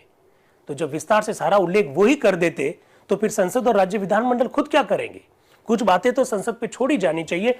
ऐसे इन्होंने क्या गजब की शब्दावली बोली है। वो बोलते हैं महान वृक्षों का आप जो आरोपण करना चाहते हैं, जिन्हें आप फलवित होना देखना चाहते हैं, जिन्हें आप पुष्पित होते हुए देखना चाहते हैं, वो सारे महान वृक्ष कहीं आपके गौण वृक्षों से के जंगल से छिप ना जाएं। मैंने ऐसा अनुभव किया है कि हम अपना बहुत सा समय ऐसी बातों पर दे रहे हैं जो महत्वपूर्ण होते हुए भी गौण है, जिनके संदर्भ में संसद को कानून बनाना है और जिनका संविधान से सरोकार नहीं है। संविधान के संदर्भ में इतना तो मैंने सरसरी तौर पर देखा है, ऐसा पंडित जवाहरलाल नेहरू कह रहे हैं। गौण सी जो बातें हैं उन पर हम राजा बल दे रहे हैं। हम ये बातें भावी संसद पर छोड़ देनी चाहिए।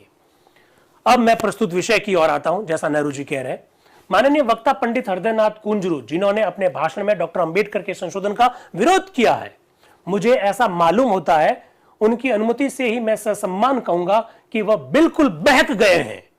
नेहरू जी कह रहे हैं वो बिल्कुल बहक गए हैं और इस काम में उन्हें सरकार का कोई षड्यंत्र नजर आता है। कुल मिलाकर सरकार का इस काम से कोई संबंध नहीं है। वाह, नेहरू जी कह रहे हैं कि हृदयनाथ कुंजरू जी का मैंने उद्बोधन देखा, डॉक्टर बी.आर. अंबेडकर साहब के संशोधन का वो विरोध कर रहे हैं।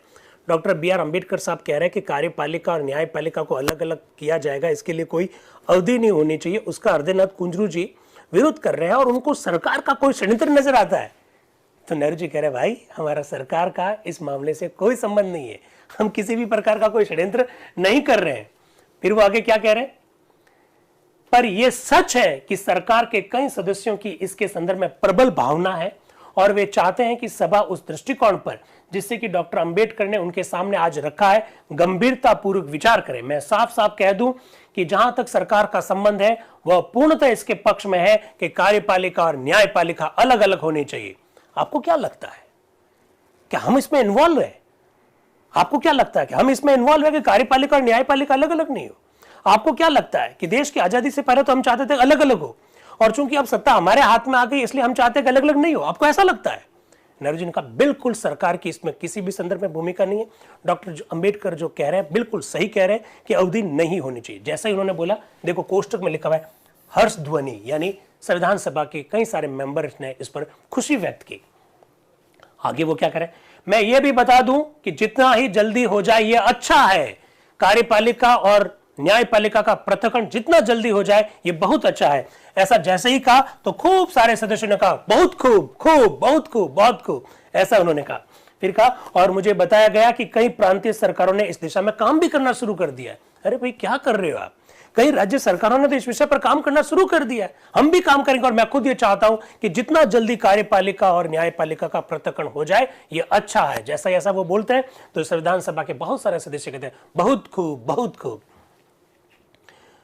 मुझसे कोई पूछता है कि मुझे 3 वर्ष की अवधि का या किसी अवधि का सुझाव देता है तो इस संदर्भ में अपनी तात्कालिक प्रतिक्रिया यही होती है कि यह अवधि आवश्यकता से अधिक है, इसके लिए हम इतनी लंबी प्रतीक्षा क्यों करें। वाह, नेहरू जी ने तो बड़ा गजब का जवाब दिया।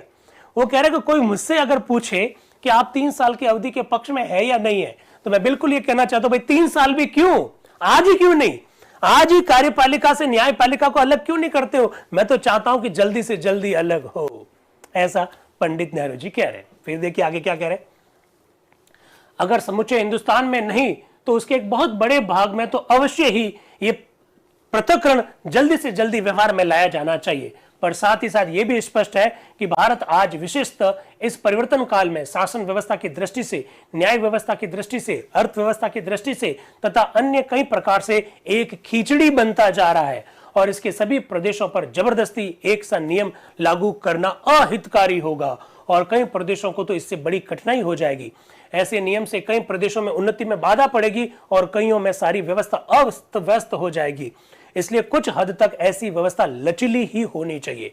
पर मैं ये कहूंगा, नीति संबंधी निर्देशक मूलक कोई भी सिद्धांत हो, चाहे उसको अमल में लाने के लिए न्यायालय से अपील ना भी की जा सकती हो, किंतु संविधान में अगर रख दिया जाता है तो उसका प्रबल प्रभाव पड़ेगा। वाह, जो लोग हमारे राज्य के नीति निर्देशक तत्वों की आलोचना करते हैं उसका जवाब देते हुए पंडित जवाहरलाल नेहरू यहां दिखाई दे रहे हैं। वो कह रहे हैं कि अगर हम किसी बात को संविधान में रख रहे हैं, चाहे वो भले ही नीति निर्देशक तत्व में ही क्यों ना रख रहे हो, भले ही उसके खिलाफ में कोर्ट में नहीं जाया जाता हो, लेकिन वो अगर संविधान का भाग है तो उसका प्रभाव लोगों पर पड़ना तय है, ऐसा नेहरू जी कह रहे हैं। फिर वो कह रहे हैं ऐसे किसी निर्देशक मूलक नियम में विस्तार की निर्धारित अवधि आदि की बातें नहीं रहनी चाहिए, इसमें तो केवल इन बातों का निर्देश होता है कि राज्य चाहता क्या है। ओके, टाइम पीरियड देने की हमको कोई आवश्यकता नहीं है, इसको लिखना ही बहुत पर्याप्त है, ऐसा पंडित नेहरू जी अपने उद्बोधन में कह रहे हैं। इसके बाद में डॉक्टर बख्शी टेकचंद जो कि पूर्वी पंजाब से हैं, वो क्या बोल रहे हैं जरा देखिए। उपाध्यक्ष महोदय, डॉक्टर अंबेडकर ने जो संशोधन रखा उसका मैं हार्दिक समर्थन करता हूं। शासन कार्य और न्याय कार्य का अलग अलग का प्रश्न आज का नहीं है, पुराना भी नहीं है। वो कह रहे हैं जितना कि हमारा कांग्रेस संगठन, वो कह रहा है कि कांग्रेस ये मांग करती रही है, लेकिन कांग्रेस से भी पुराना है कार्यपालिका और न्यायपालिका को अलग करने की बात, कांग्रेस से भी पुरानी। आप जानते हैं कांग्रेस की स्थापना 1885 में हुई। वो कह रहे कांग्रेस से भी पुरानी बात है ये। कब की है जरा देखिए। वो कह रहे सन 1852 की बात है, जबकि बंगाल में जनमत ने एक सुसंगठित रूप से इसके विरुद्ध आवाज उठानी शुरू की, तभी पहले बार यह विवाद सामने आया था। वो कह रहे हैं कि भाई कांग्रेस से जुड़ा हुआ यह मामला नहीं है, कांग्रेस तो 1885 में स्थापित हुई, 1852 में ही बंगाल में इसके विरुद्ध में आंदोलन हुआ कि भाई कार्यपालिका और न्यायपालिका को अलग अलग करना चाहिए। तो मामला केवल कांग्रेस से जुड़ा हुआ नहीं है, ऐसा वो कह रहे हैं। कांग्रेस जन्म के 30 वर्ष पहले की यह बात है। फिर वो 1857 के आंदोलन की बात करते हुए कह रहे हैं कि उस आंदोलन में भी इस बात को जोर पकड़ा था कि कार्यपालिका और न्यायपालिका अलग अलग होनी चाहिए। फिर वो आगे कह रहे हैं जब 1895 में कांग्रेस का प्रथम अधिवेशन बंबई में हुआ तो कार्यक्रम में इसे एक पार्ट बनाया गया, इसे भी एक हिस्सा बनाया गया कि हम कार्यपालिका और न्यायपालिका को अलग अलग करें। 1895 गलत लिखा हुआ है, मुंह से शायद गलत निकल गया होगा, संविधान सभा के सदस्यों के मुंह से भी गलत निकल जाता है। आप जानते हैं कांग्रेस का प्रथम अधिवेशन 1895 में नहीं हुआ था, 1885 में हुआ था। उसके बाद तो न सिर्फ सभी विचारों के राजनीतिज्ञ बल्कि अवकाश प्राप्त अफसरों ने भी इस सिद्धांत को बताया था कि कार्यपालिका और न्यायपालिका को अलग अलग होना चाहिए। तो इस प्रकार की मांग, इस प्रकार का आंदोलन तो 1850 के आसपास हो गया, ऐसा टेकचंद कहना चाह रहे हैं। और वो कह रहे हैं कि ऐसी बात कोई हम पॉलिटिशियन ही नहीं करते, बल्कि जो रिटायर्ड ऑफिसर्स हैं वो भी कहते हैं कि भाई विधि के शासन के अंतर्गत कार्यपालिका और न्यायपालिका अलग अलग होनी चाहिए। मेरे जो यूट्यूब के जो साथी हैं और जो झूम के जो साथी है, ये कार्यपालिका और न्यायपालिका अलग अलग होने की बात के बारे में मैं ये कह रहा हूं कि ये विधि के शासन के अनुरूप है, ये स्वतंत्रता के लिए अनुरूप है, डेमोक्रेसी के लिए होना जरूरी है। तो ये है क्या, इसका क्या मतलब है? इसका मतलब ये है कि जैसे फॉर एग्जाम्पल, एक मिनट में मैं अपनी बात को कंप्लीट कर देता हूं। जैसे फॉर एग्जाम्पल मैं आपके ऊपर कोई आरोप लगाता हूं कि आपने ये गड़बड़ी करी है या ये अपराध किया, मैं ये लगाता हूं। फिर उस काम जो मैंने आपके ऊपर आरोप लगाया उसकी जांच भी मैं करता हूं कि वाकई में चोरी की कि नहीं की, या वाकई में कोई गड़बड़ी की कि नहीं की, और फिर मैं ही सजा देता हूं। तो ऐसी स्थिति में ये न्याय के सिद्धांत का उल्लंघन है। निष्पक्ष न्याय की उम्मीद नहीं की जा सकती। आरोप लगाने वाला, आरोपों की जांच करने वाला और न्याय देने वाला, तीनों व्यक्ति अलग अलग होते हैं, तीनों संस्थाएं अलग अलग होती है। इसके पीछे सिद्धांत ये मांग बहुत पुरानी है। बख्शी टेकचंद उसी की ओर इशारा कर रहे हैं आपको। फिर वो कह रहे हैं श्रीमान, ये प्रश्न आज करीब 100 वर्ष से देश के सामने है और अब समय आ गया है कि हमको जल्दी से इसके ऊपर अमली जामा पहनाना चाहिए और उसको अलग कर देना चाहिए। फिर वो कह रहे हैं कि इसके ऊपर आपत्ति क्या है। एक आपत्ति ये उठाई गई कि आर्थिक कारणों से इन दोनों का कार्य अलग अलग नहीं किया जा सकता। कार्यपालिका और न्यायपालिका को अलग अलग करने से खर्चा बहुत आएगा, आर्थिक कारण है। बख्शी टेकचंद कह रहे हैं कि एक आपत्ति ये दर्ज करवाई जाती है कि भाई इससे खर्चा बहुत आएगा, अर्थव्यवस्था पर उसका बुरा प्रभाव पड़ेगा, सरकार का बहुत सारा व्यय हो जाएगा। तो वो जवाब दे रहे हैं। इसका भी मुंह तोड़ जवाब बंबई प्रांत की ओर से मिल चुका है। सन 1946 में शासन का भार संभालते ही बंबई सरकार ने इस प्रश्न की छानबीन करने के लिए एक समिति नियुक्त की थी। बंबई हाईकोर्ट के एक न्यायाधीश इस समिति के सभापति थे और इसमें 7 और सदस्य थे। इस समिति ने 11 अक्टूबर 1947 को अपनी रिपोर्ट पेश कर दी है। उस रिपोर्ट की एक कॉपी मेरे हाथ में है, पर मैं इसे जरूरी नहीं समझता कि इस रिपोर्ट को यहां पर उपस्थित किया जाए। ये समिति सर्वसम्मति से इस निर्णय पर पहुंची है कि इन दोनों कार्यों को पृथक पृथक कर देना बिल्कुल व्यवहार्य है और बिल्कुल संभव है। जहां तक आर्थिक कठिनाई का संबंध है, इस समिति ने इस प्रश्न पर विस्तार पूर्वक विचार किया और इसका यह अनुमान है कि करीब 10 लाख रुपए सालाना खर्चा आएगा। उन्होंने कहा कि जो लोग कहते हैं ना कि कार्यपालिका और न्यायपालिका को अलग अलग करने से खर्चा बहुत आएगा, तो उन्होंने कहा इसका जवाब है। उन्होंने मुंबई का एक एग्जाम्पल दिया। अभी मुंबई के मुख्यमंत्री का नाम भी बोलेंगे। उस समय मुख्यमंत्री नहीं थे, उस समय प्रधानमंत्री थे बंबई के। कौन? बीजी खैर साहब। उनको भी नाम लेकर कहेंगे आप मेरी इस बात से सहमत है कि नहीं है कि आपकी सरकार ने बॉम्बे में एक समिति बनाई थी हाईकोर्ट के पूर्व न्यायाधीश की अध्यक्षता में, और ये पता लगाने का काम किया कि कार्यपालिका और न्यायपालिका को अलग कैसे किया जाए और इस पर खर्चा कितना आएगा। कमेटी ने यह कहा 10 लाख सालाना खर्चा आएगा। आगे वो क्या कह रहे हैं जरा देखिए। इससे आपको पता चल जाएगा कि यह सुधार आर्थिक दृष्टि से असंभव नहीं है, ये अमल में लाया जा सकते हैं। बंबई के माननीय प्रधानमंत्री जो यहां उपस्थित है वो मेरी इस बात को सही बताएंगे। तो इसी बीच में बीजी खैर साहब बोल रहे हैं हाँ बिल्कुल सही है, मैं इस बात की पुष्टि करता हूं कि हम ऐसा काम कर रहे हैं बंबई में। तो एक एक बात जो रखी जा रही है उसके पीछे तर्क दिए जा रहे हैं। बख्शी टेकचंद अपनी बात को आगे बढ़ाते हुए क्या कह रहे हैं, मुझे खुशी है कि खैर साहब ने इसकी पुष्टि कर दी है। यहां इसके संदर्भ में 2 आपत्तियां और उठाई गई। पहली ये कि परिस्थितियां अब बदल गई है, अब देश आजाद हो गया, इसलिए इसकी जरूरत नहीं। ये कह रहे ये क्या बात हुई, बुनियादी सिद्धांत कभी बदलते नहीं है। अंग्रेज चले गए, दूसरे लोग तो सत्ता में आए ही हैं, तो कार्यपालिका और न्यायपालिका तो अलग अगर अंग्रेजों के समय होनी चाहिए तो अभी भी तो होनी चाहिए। फिर वो कह रहे हैं इस संदर्भ में मुझे एक और बात कहनी है, वह यह है कि गणतंत्र और स्वाधीनता आ जाने के बाद यह सुधार और भी आवश्यक हो गया है। पहले तो हम गुलाम थे इसलिए चला लिया, अब तो हमारा देश आजाद हो गया इसलिए यह सुधार और भी आवश्यक हो गया, इसलिए इसको जितना जल्दी लागू किया जाए उतना ही बढ़िया है। ऐसा बख्शी टेकचंद जी अपनी बात को रखते हुए कह रहे हैं। अब आ रहे हैं लोकनाथ मिश्र जी जो कि उड़ीसा के हैं। वो क्या कह रहे हैं, उपाध्यक्ष महोदय, पंडित नेहरू ने इस मसले पर हमें जो साफ और खरी राय दी है उसके लिए हम सब उनके कृतज्ञ हैं, क्योंकि जैसा मैं देख रहा हूं और कुछ दिनों से यहां सुन रहा हूं, हर आदमी संविधान में कुछ न कुछ परिवर्तन लाने की कोशिश कर रहा है, मानो ये कोई निर्वाचन संबंधी घोषणा पत्र हो। ऐसा लग रहा है जैसे कोई चुनावी घोषणा पत्र हो, इसमें हर कोई व्यक्ति अपनी अपनी बात जुड़वाना चाह रहा है। फिर वो कह रहे हैं एक वकील होने के नाते श्रीमान, मैं वकीलों की, मुकदमा लड़ने वालों की और अदालतों की परेशानियों को जानता हूं। इस संदर्भ में पहली बात तो मैं ये कहूंगा कि इस अनुच्छेद को निर्देशात्मक सिद्धांतों में हम इसलिए रख रहे हैं कि न्याय संबंधी शासन और उत्तमता पूर्वक चलाया जा सके। वो कह रहे हैं मैं खुद वकील हूं इसलिए इस बात को बहुत बेहतर ढंग से जानता हूं कि ये सब चीजें जरूरी क्यों है, और अगर देश के प्रशासन को ढंग से चलाना है तो न्यायपालिका और कार्यपालिका को अलग अलग होना चाहिए। ऐसा खुद वो लोकनाथ जी मिश्र अपना तर्क देते हुए कह रहे हैं। फिर वो कह रहे हैं कि न्याय के समुचित प्रशासन के लिए एक बात और जरूरी है। अगर हम ये आशा करते हैं कि इस सेपरेशन से कुछ लाभ होगा तो हमें एक बात निश्चित कर लेनी होगी, कानूनी पेशा एक प्राइवेट व्यापार है और इस कारण वस्तुतः इस न्याय प्राप्ति में कोई सहायता नहीं मिलती। लंबी चौड़ी फीस पर तथा सही बात को तोड़ मरोड़ कर रखने से यह पेशा फलता फूलता है। वकील भी न्यायाधीशों की तरह अदालतों का पदाधिकारी है, किंतु यदि उसे लंबी फीस ना मिले तो उसकी कोई प्रतिष्ठा नहीं होती, ऐसा वो कह रहे हैं।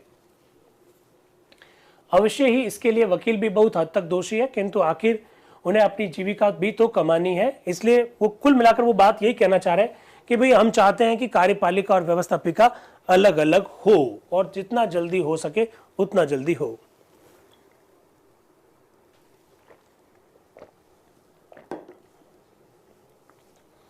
तो आज 25 नवंबर है, वोट जरूर देना भाई। एक मौका है हमारे पास, 5 साल के बाद में यह मौका मिलता है।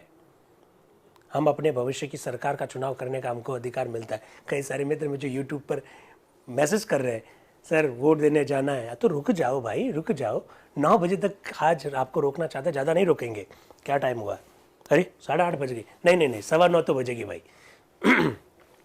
सर आज का फीडबैक क्वेश्चन नहीं जा पाएगा, फ़ोन नहीं उठा रहा है। अच्छा, फीडबैक का क्वेश्चन नहीं जा पाएगा। अभी रुको यार, फीडबैक का क्वेश्चन भी भेजेंगे सबको।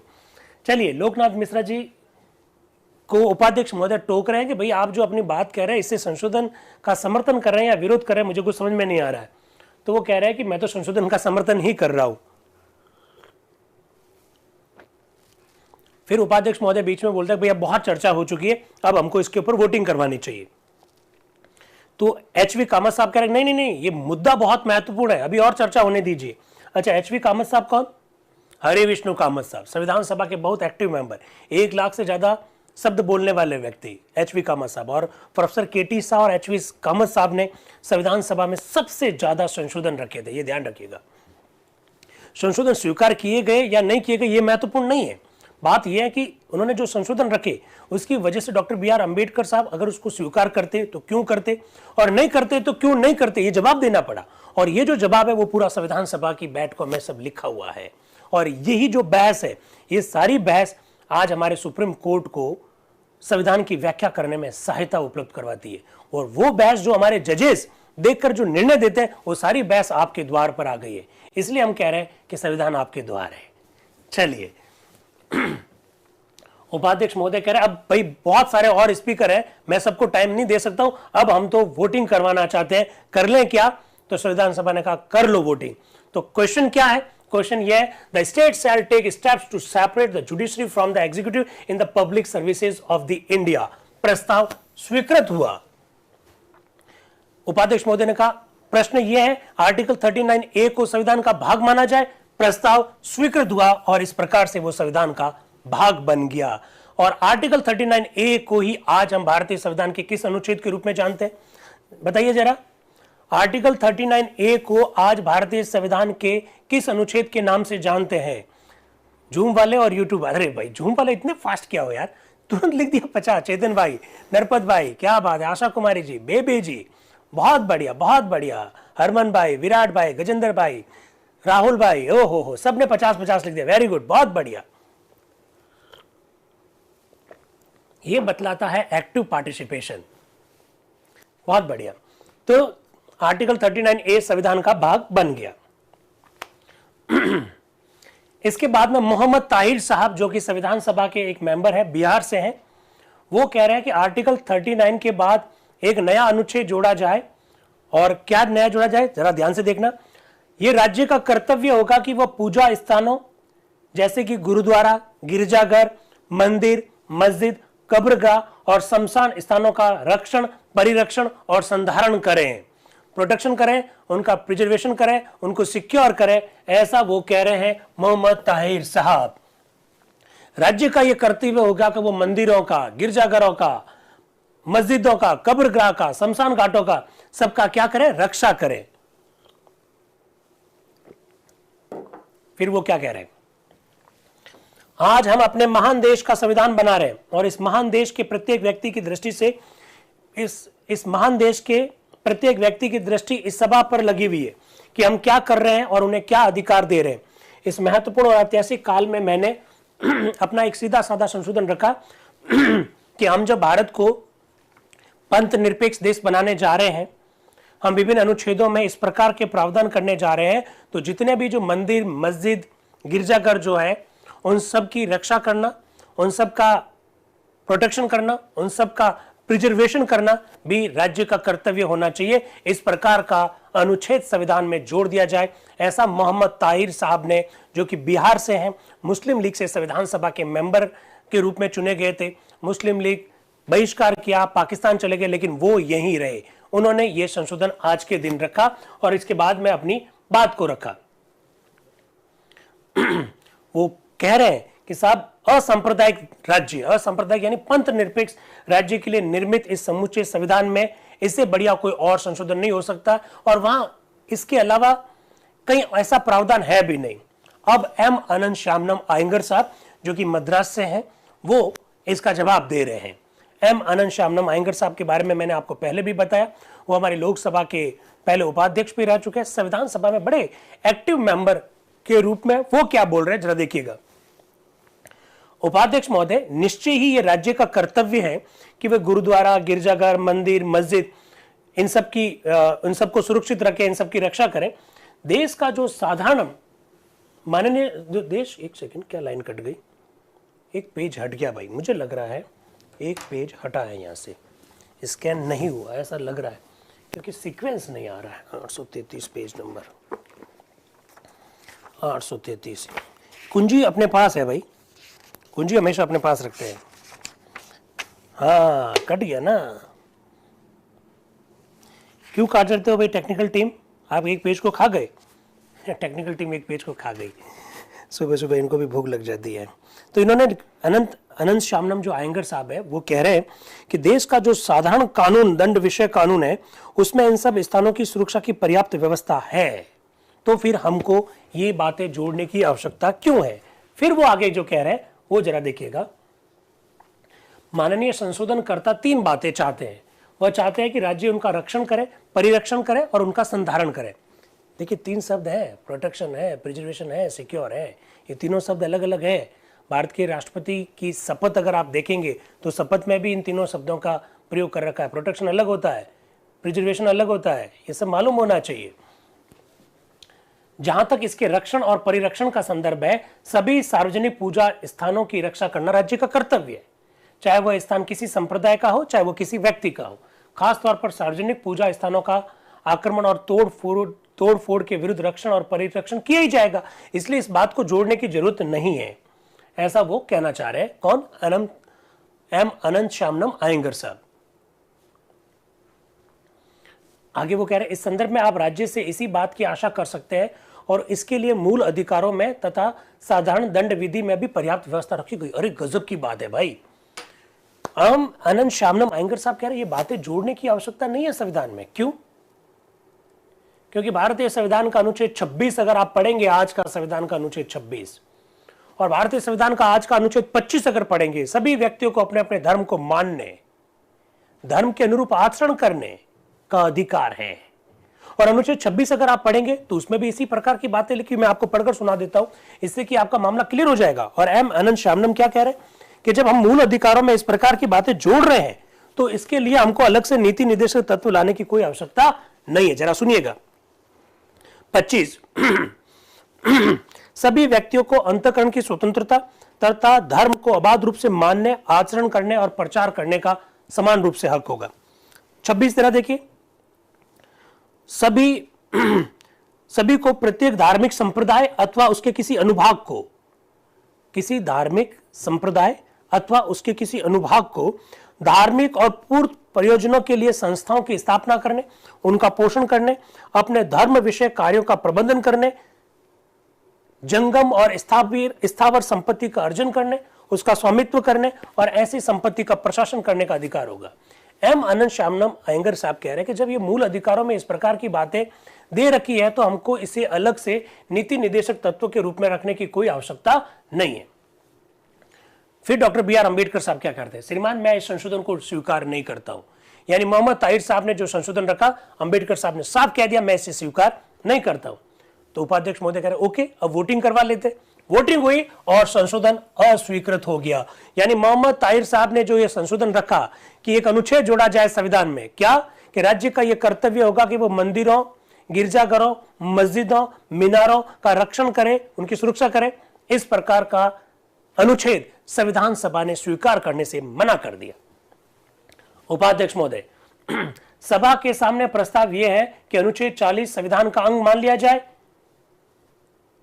इसके बाद में इसके ऊपर जो संशोधन आए हैं उसको मैं एक एक करके पढ़कर सुनाता हूं।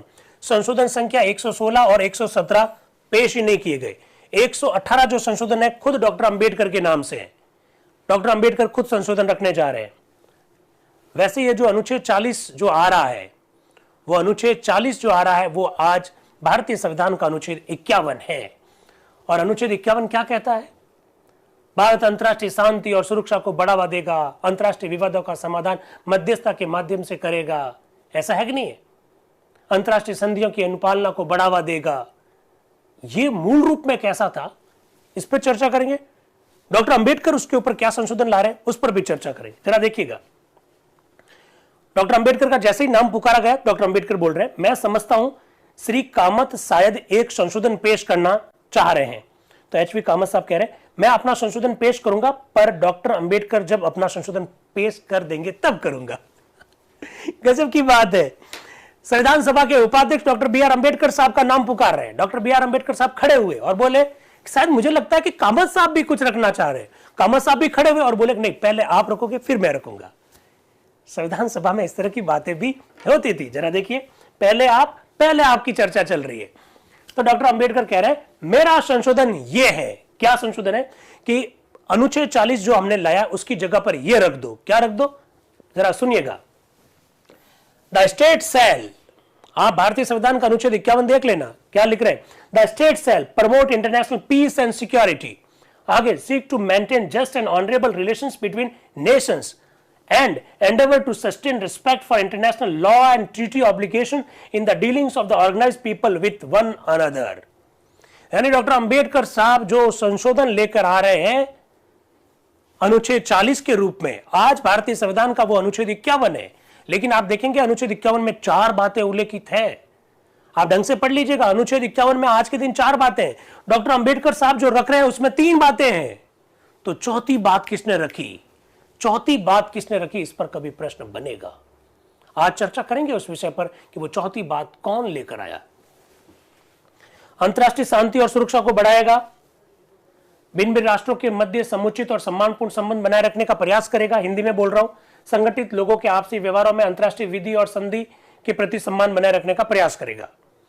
अब डॉक्टर अंबेडकर साहब कह रहे हैं यह संशोधन मूल अनुच्छेद 40 को केवल सरल रूप देता है और उसमें विचारों को पृथक पृथक करके उन्हें कई भागों में विभक्त कर देता है, ताकि इसे जो भी पढ़े उससे उसका पूर्ण और स्पष्ट आभास मिल जाए कि अनुच्छेद 40 किन किन बातों के लिए रखा गया, और इसके बाद में वो अपना संशोधन पेश कर देते। इसके बाद चर्चा होगी।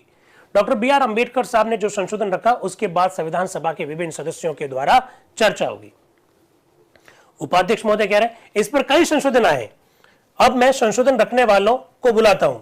संशोधन नंबर 74 श्री सरवटे, नाम पुकारा जाता है सरवटे का, सरवटे आते हैं, नाम है उनका वी.एस. सरवटे, संयुक्त राज्य ग्वालियर इंदौर मालवा का प्रतिनिधित्व करते हैं वी.एस. सरवटे। वो कह रहे हैं मेरा संशोधन इस प्रकार से, किस प्रकार से, जरा देखिएगा। वो कह रहे हैं कि अनुच्छेद 40 में राज्य शब्द के बाद और उपखंड क से पहले निम्नलिखित नया खंड जोड़ा जाए और इसमें फिर बदलाव इस तरह से किया जाए। वी.एस. सरवटे साहब जो कहना चाह रहे हैं बहुत ध्यान से सुन लीजिएगा। वे अनुच्छेद 40 में एक नई बात जोड़ना चाह रहे हैं। क्या जोड़ना चाह रहे हैं? नागरिकों में सच्चाई, न्याय और कर्तव्य ज्ञान की भावना भरेगा। राज्य नागरिकों में सच्चाई, न्याय और कर्तव्य ज्ञान की भावना भरेगा। इंग्लिश में कहते हैं state shall foster truthlessness, justice and sense of duty in the citizens. ये बात जोड़ दीजिए, वी.एस. सरवटे जी ने कहा। क्या ये बात स्वीकार की गई? हरमन भाई बताओ, क्या ये बात स्वीकार की गई? दुर्गा कह रही है हाँ स्वीकार की गई। कहां स्वीकार की गई? आज भारतीय संविधान 51 में ये बात लिखी हुई है क्या? ये लिखी हुई नहीं है, नहीं लिखी हुई है भाई। मैंने कहा ना, आप नीति निर्देशक तत्व वह ढंग से पढ़ते रहिए, सारी बातें क्लियर हो जाएगी। जरा देखिएगा वी.एस. सरवटे अपनी बात को रखते हुए क्या तर्क दे रहे हैं। श्रीमान सभा यह देखेगी कि इस संशोधन द्वारा संविधान में गांधी विचारधारा के विशेष गुणों को समाविष्ट करने का प्रयास किया गया। महात्मा जी ने इन्हीं गुणों को लेकर स्वतंत्रता संग्राम का संचालन किया और उन्हें सफलता मिली। वो कह रहे हैं कि भाई गांधी जी के विचारों को मैंने तो रखने का प्रयास किया। गांधी जी चाहते थे कि सच्चाई लोगों में आए, न्याय की भावना आए, कर्तव्य भावना आए, और यह अनुच्छेद बहुत बेहतर जगह है जहां पर गांधी जी के इन विचारों को हम जोड़ सकते हैं। ऐसा वी.एस. सरवटे साहब कह रहे हैं। आगे वो स्वीकार नहीं किया जाएगा। स्वीकार क्यों नहीं किया जाएगा? उसके पीछे तर्क बहुत महत्वपूर्ण है। हम क्या पढ़ रहे हैं? हम पढ़ रहे हैं राज्य के नीति निर्देशक तत्व। अगर ढंग से कहा जाए तो राज्य के नीति निर्देशक तत्व मतलब राज्य के कर्तव्य। और वी.एस. सरवटे साहब जो संशोधन रखना चाह रहे हैं वो क्या है? राज्य नागरिकों में सच्चाई, न्याय और कर्तव्य ज्ञान की भावना भरेगा। आगे तर्क दिया जाएगा कि ये नागरिकों से जुड़े हुए हैं। और दोस्तों आप हमेशा याद रखिएगा, नागरिकों के कर्तव्यों का उल्लेख संविधान जब लागू हुआ उस समय नहीं था। 42वें संविधान संशोधन के द्वारा 1976 में संविधान में पहली बार 10 मूल कर्तव्य जोड़े गए थे। वी.एस. सरवटे साहब जो बात कहना चाह रहे हैं कि राज्य का यह कर्तव्य है कि नागरिकों में सच्चाई, न्याय और कर्तव्य भावना का विकास करें। वो कह रहे हैं ऐसा राज्य का कर्तव्य डाल दीजिए।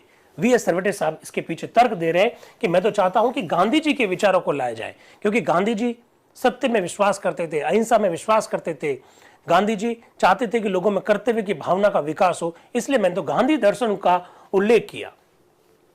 वो कह रहे हैं कि मेरा जो ये संशोधन है इसके विरुद्ध क्या क्या आपत्तियां आ सकती है। वीएस सरवटे साहब कह रहे हैं मुझे इसका पहले से ही आभास है, ऐसा वो कह रहे हैं। वो कह रहे हैं पहली आपत्ति तो ये पेश की जा सकती है कि ये उतना ही अस्पष्ट और व्यापक है कि इसका कोई व्यवहारिक प्रभाव नहीं पड़ेगा। अगर यही आपत्ति है तो मैं कहूंगा कि मैं उन सज्जन के साथ हूं, क्योंकि संविधान के बाकी सभी खंडों के संदर्भ में संभवतः यही आपत्ति की जा सकती है। वाह, उन्होंने कहा कि पहली आपत्ति तो यह दर्ज की जा सकती है मेरे संशोधन के बारे में कि यह व्यवहारिक नहीं है। तो मैं उस सज्जन के साथ हूं जो ये कह रहा है, क्योंकि संविधान के बाकी वाले कौन से अनुच्छेद व्यवहारिक है, ऐसा वो कह रहे हैं। तो मेरे संशोधन पे जो आपत्ति है वो बाकी वाले अनुच्छेदों के ऊपर भी तो लागू हो सकती है, ऐसा वो कह रहे हैं। इस संदर्भ में मैं ये और भी बता दूं कि इस संशोधन को प्रभावी बनाने के लिए अगर कोई ठोस कार्रवाई की जा सकती है तो उसका भी सुझाव सभा दे सकती है, पर यह जरूरी नहीं है। मेरा विश्वास है कि इस अध्याय में जो सिद्धांत रखे गए वह मूलभूत है, बुनियादी किस्म के हैं। फिर वो कह रहे हैं दूसरी आपत्ति जो की जा सकती है वह संभवतः यह है कि इसके रखने की कोई आवश्यकता ही नहीं है, क्योंकि ऐसे नैतिक सिद्धांत संविधान में नहीं रखे गए। वाह, वीएस सरवटे साहब आज संविधान में मूल कर्तव्य जो नहीं जोड़े गए उसकी ओर इशारा करते हुए दिखाई दे रहे हैं। हालांकि वो शब्द का प्रयोग नहीं कर रहे, लेकिन वो क्या जरूर है, क्योंकि ऐसे नैतिक सिद्धांत संविधान में नहीं रखे गए। मैं सादर यह कहना चाहूंगा कि इस आदर्श के आधार पर संविधान बनाए ही नहीं जाते। उदाहरण के लिए सोवियत रूस के संविधान के पहले अध्याय में जहां राजनीतिक बुनियाद और आर्थिक बुनियाद की बातें रखी गई है, श्री कार्ल मार्क्स के सेंटेंस को सोवियत रूस के संविधान में रखा गया, तो हम हमारे यहां पर क्यों नहीं रखते, ऐसा वो कह रहे हैं। फिर वो कह रहे हैं संविधान के इस मसौदे में उन मूलभूत विचारों को स्थान दिया गया जो आपको इसे स्वीकार करने की प्रेरणा देते हैं। इस प्रकार से सरवटे साहब कह रहे हैं कि मेरी बात को मान लीजिए। अब आते हैं एचवी कामत साहब। वो कह रहे हैं उपाध्यक्ष महोदय, आरंभ में ही ये मैं बात बता देना चाहता हूं कि मैंने जिस संशोधन की सूचना दी थी वह 3 संशोधनों में विभक्त था। आपने तीनों को मिक्स कर दिया। मैंने तो 3 संशोधन रखे थे, आपने तीनों संशोधनों को मिक्स करके मेरा एक ही संशोधन बना दिया। ऐसा क्यों किया आपने, ऐसा एचवी कामत साहब कह रहे हैं। तो जवाब दे रहे हैं उपाध्यक्ष महोदय। वो कह रहे हैं कि मुझे मालूम है ये तीनों संशोधन में इसलिए विभक्त कर दिया गया कि आप 3 जगह पर अलग अलग इसमें चेंजेस करना चाह रहे थे, इसलिए हमने ऐसा किया। फिर एचवी कामत साहब इसका तर्क वितर्क करते हुए दिखाई देते, और अब वो क्या जुड़वाना चाह रहे हैं अनुच्छेद में, जो अनुच्छेद आज का 51 है। जरा देख लीजिएगा। वो कह रहे हैं कि एक तो सर ये जो लिखा ना एंडेवर शब्द जो लिखा है, आपने जो शैल लिखा है उसके बाद एंडेवर शब्द लिख दीजिए। और फिर वो कह रहा है कि खंड बी में जो सीक 2 शब्द जो लिखा हुआ है उसमें एंडेवर 2 शब्द निकाल दीजिए। ऐसी वो बात कह रहे हैं। वो क्या कह रहे हैं जरा मैं आपको पढ़कर सुना रहा हूं। The state shall endeavour to promote international peace and security, maintain just and honorable relation between nations, sustain respect for international law and treaty obligation in the dealings of the organized people with the one another। ऐसी वो शब्दावली चाह रहे हैं। वो कह रहे हैं इस संशोधन द्वारा केवल यही प्रयास किया गया है कि डॉक्टर अंबेडकर के संशोधन का केवल रूप मात्र कुछ बदल दिया जाए। वो शब्दों का हेर फेर चाहते हैं। वो कह रहे हैं कि जो शब्द डॉक्टर अंबेडकर ने रखे हैं उसमें थोड़ा सा ऊपर नीचे चेंज किया जा सकता है। फिर उपाध्यक्ष महोदय कुछ बोल रहे हैं। प्रोफेसर सिब्बल लाल सक्सेना, आपका संशोधन भी वैसा ही है जैसा कि एचवी कामत साहब का है, इसलिए आपका संशोधन नहीं रखना चाहते हैं हम। तो सिब्बल लाल सक्सेना जी कह रहे हैं मैं तो उसको पेश ही नहीं कर रहा हूं, मैं तो खुद ही उसे नहीं रख रहा हूं। आप कह रहे हैं कि मेरा संशोधन वैसा ही है जैसा एचवी कामत साहब का, तो मैं कहां पेश कर रहा हूं। तो फिर उपाध्यक्ष महोदय नया नाम पुकारते हैं और वो नाम है प्रोफेसर केटी साहा। प्रोफेसर केटी साहा संविधान सभा के बहुत एक्टिव सदस्य, एचवी कामत साहब हो, प्रोफेसर सिब्बल लाल सक्सेना जी हो, नजरुद्दीन जी अहमद हो, महावीर त्यागी जी हो, के संतानम हो, अल्लादी कृष्ण स्वामी अय्यर हो, आनंद श्यामनम अयंगर हो, गोपाला स्वामी अय्यर हो, ये संविधान सभा के वे लोग हैं जो संविधान सभा में बहुत तर्क वितर्क करते हैं, अपनी बात को रखते हैं, किस बात को स्वीकार करना है उसके पीछे तर्क देते हैं। कोई बात रखी गई है वो स्वीकार करने से क्या नुकसान होगा, क्या फायदा होगा, उसके पीछे भी बड़े तर्क देते हैं। प्रोफेसर केटी शाह आ रहे हैं, जरा सुन लीजिएगा केटी शाह क्या कह रहे हैं। वो कह रहे हैं इस अनुच्छेद में एक बात जोड़ दीजिए। क्या बात जोड़िए, ये देखिए इंग्लिश में लिखी हुई आपके सामने। The federal republican secular state in India shall be pledged to maintain international peace and security. वो फेडरल रिपब्लिकन सेकुलर स्टेट जैसी शब्दावली यहां जुड़वाना चाहते हैं। वो चाहते हैं कि हम संघात्मक हैं, हम पंथ निरपेक्ष हैं, हम गणतंत्रात्मक है, यह शब्दावली यहां जोड़ दीजिए। हमने कहा ना, India shall promote international peace and security, तो वो कह रहे हैं इंडिया तो प्रमोट करेगा, लेकिन इंडिया के आगे ये लिख दीजिए कि हम फेडरल है, हम रिपब्लिकन है, हम डेमोक्रेटिक है, ये शब्दावली लिख दीजिए। आप बताइए क्या ये बात स्वीकार होगी? विकास भाई बताइए, ये बात स्वीकार होगी क्या? ये बात स्वीकार नहीं होगी, क्योंकि भारत कैसा है? भारत फेडरल है, लेकिन इस प्रकार की शब्दावली कॉन्स्टिट्यूशन में कहीं पर भी नजर नहीं आती। आप जानते हैं कि प्रोफेसर केटी शाह इस प्रकार की बात भारतीय संविधान के अनुच्छेद 1 में भी जोड़ना चाह रहे थे इनिशियल स्टेज में, उस समय भी इसे खारिज कर दिया गया था। तो यहां पर भी क्या होगा? खारिज होगा। देख लीजिएगा आगे क्या हो रहा है। वो अपनी बात के पक्ष में कुछ तर्क दे रहे हैं। श्रीमान सभा के इस प्रस्ताव की सिफारिश करने में मैं शुरू में ही यह स्वीकार करूंगा कि जहां तक इसके बाह्य आकार से प्रतीत होता है, उसके तथा अनुच्छेद 40 के मूल विचारों में कुछ अधिक अंतर नहीं दिखाई देता है। जो भी अंतर दिखाई दे सकता है वह केवल शब्दों के संदर्भ में, किंतु मैं कहूंगा कि अगर आप ऊपर से देखेंगे तो हो सकता है यहां अंतर आपको शब्दों का ही मिले, पर मेरी समझ से तो शब्दों के अंतर के पीछे दृष्टिकोण का, विचारधारा का अंतर है, मनोअभिप्राय का भी अंतर है। मैं तो आग्रह करूंगा कि श्रीमान इस संदर्भ में संशय की कोई गुंजाइश नहीं रखिए और आप इसे पारित कर दीजिए, ऐसा वो कह रहे हैं। कौन? प्रोफेसर केटी शाह। फिर वो आगे और भी कह रहे हैं कि साहब हमने पहले इस प्रकार की घोषणा कर रखी है, मैं उसकी और भी आपका ध्यान आकर्षित करना चाहता हूं। क्या इस संदर्भ में मैं सभा को उनकी ये घोषणा याद दिलाऊं जो उन्होंने दूसरे गोलमेज कॉन्फ्रेंस में उपस्थित होकर स्पष्ट शब्दों में की थी? उन्होंने ये कहा था कि अगर मुझे स्वराज्य मिला और देश पर कांग्रेस का आधिपत्य रहा तो मैं पहली सलाह उसे यही दूंगा कि वह सेना और पुलिस का तथा अन्य ऐसी हर वस्तु का विघटन कर दे जिससे भारतीय राज्य के अंदर हिंसा की गंध मिलती हो। वो कह रहे हैं कि अंतर्राष्ट्रीय शांति और सुरक्षा को बढ़ावा देने के बारे में हमने बहुत सारे पहले भी कहा है। हमने सेकंड राउंड टेबल कॉन्फ्रेंस में भी गांधी जी के नेतृत्व में यह कहा था कि जब हमें कभी मौका मिलेगा सत्ता में आने का, कांग्रेस को मौका मिलेगा सत्ता में आने का, तो हम सभी प्रकार की सेनाएं खत्म कर देंगे। तो अब क्यों नहीं कर रहे हो? इसलिए इस प्रकार की शब्दावली जोड़ दीजिए। प्रोफेसर केटी शाह ऐसा कह रहे हैं। फिर वो कह रहे हैं अन्य परिस्थितियां भी हैं श्रीमान जिनसे प्रेरित होकर मैं ये स्पष्ट घोषणा सभा के समक्ष रख रहा हूं और चाहता हूं कि संविधान में इसे लिपिबद्ध कर लिया जाए। केवल शांति और अंतर्राष्ट्रीय विधि के प्रति सम्मान को बढ़ाने की संभावना ही शायद हमें राष्ट्रों के उस गुट में शामिल कर दें जो आज बन रहे हैं, जिसमें प्रतिद्वंदी साम्राज्यवादी राष्ट्र एक दूसरे के विरुद्ध दिखलाई दे रहे हैं। ये गुट हर साथी को, हर सहायक को अपनी षड्यंत्र में घसीट लेते हैं जिसके लिए हो सकता है उसकी कोई रुचि नहीं हो। कुल मिलाकर हमारे भारतीय विदेश नीति का एक आधार है कि हम गुट निरपेक्ष हैं।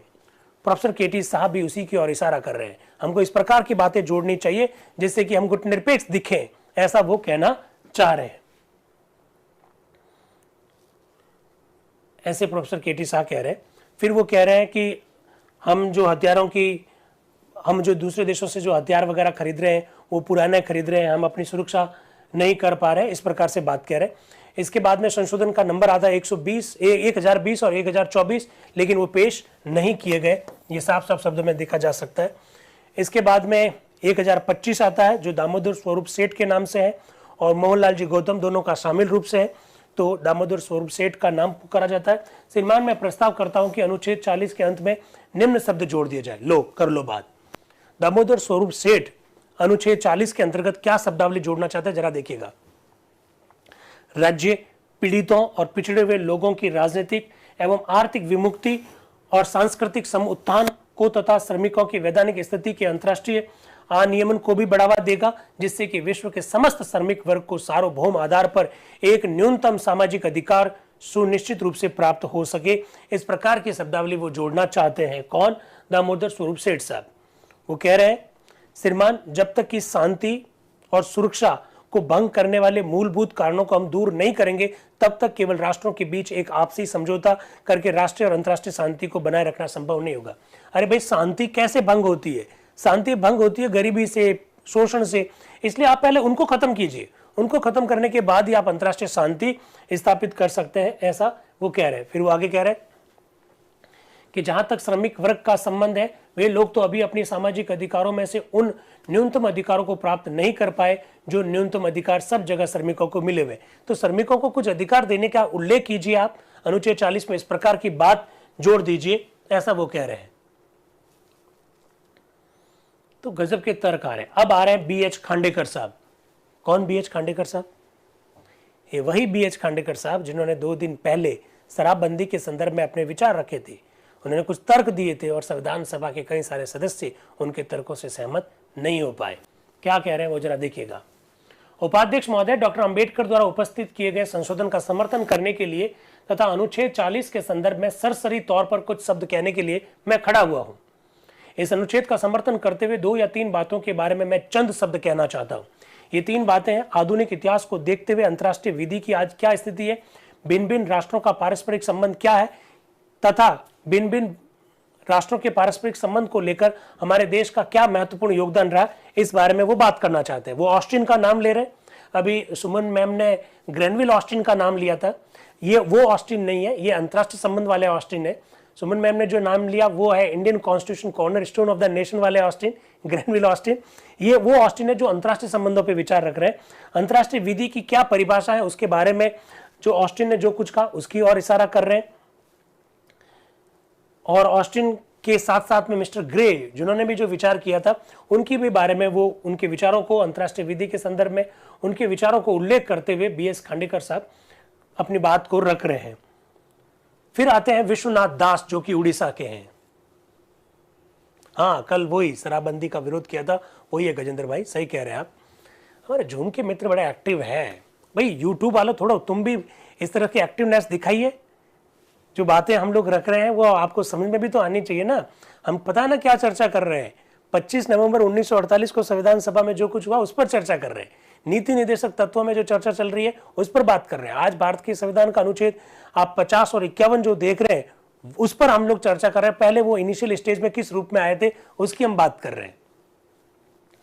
चलिए, विश्वनाथ दास क्या कह रहे हैं। उपाध्यक्ष महोदय, डॉक्टर अंबेडकर के संशोधन का समर्थन करने के लिए मैं खड़ा हुआ हूं और फिर वो अंतर्राष्ट्रीय संबंधों को मजबूत बनाने के लिए, अंतर्राष्ट्रीय शांति और सुरक्षा को बढ़ावा देने के लिए किस प्रकार के प्रयास किए जाते हैं, किस प्रकार के प्रयास किए जा सकते हैं उस बारे में, और संयुक्त राष्ट्र संघ में भारत की स्थिति क्या होगी उसके बारे में वो अपने विचार रख रहे हैं।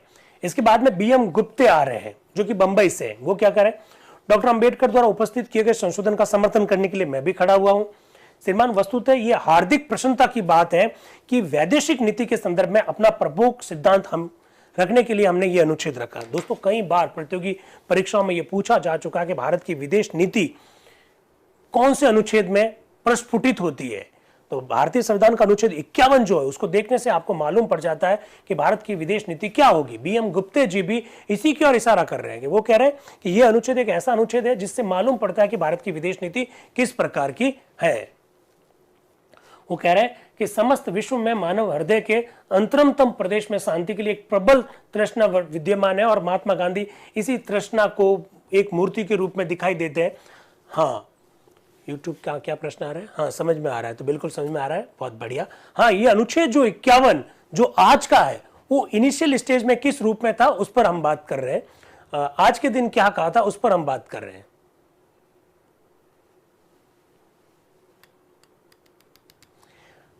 हरमन क्या कह रहे हैं, ऑस्ट्रेलिया ने सत्ता के 3 रूप बताए, परंपरागत सत्ता, करिश्मावादी सत्ता, वैधानिक सत्ता।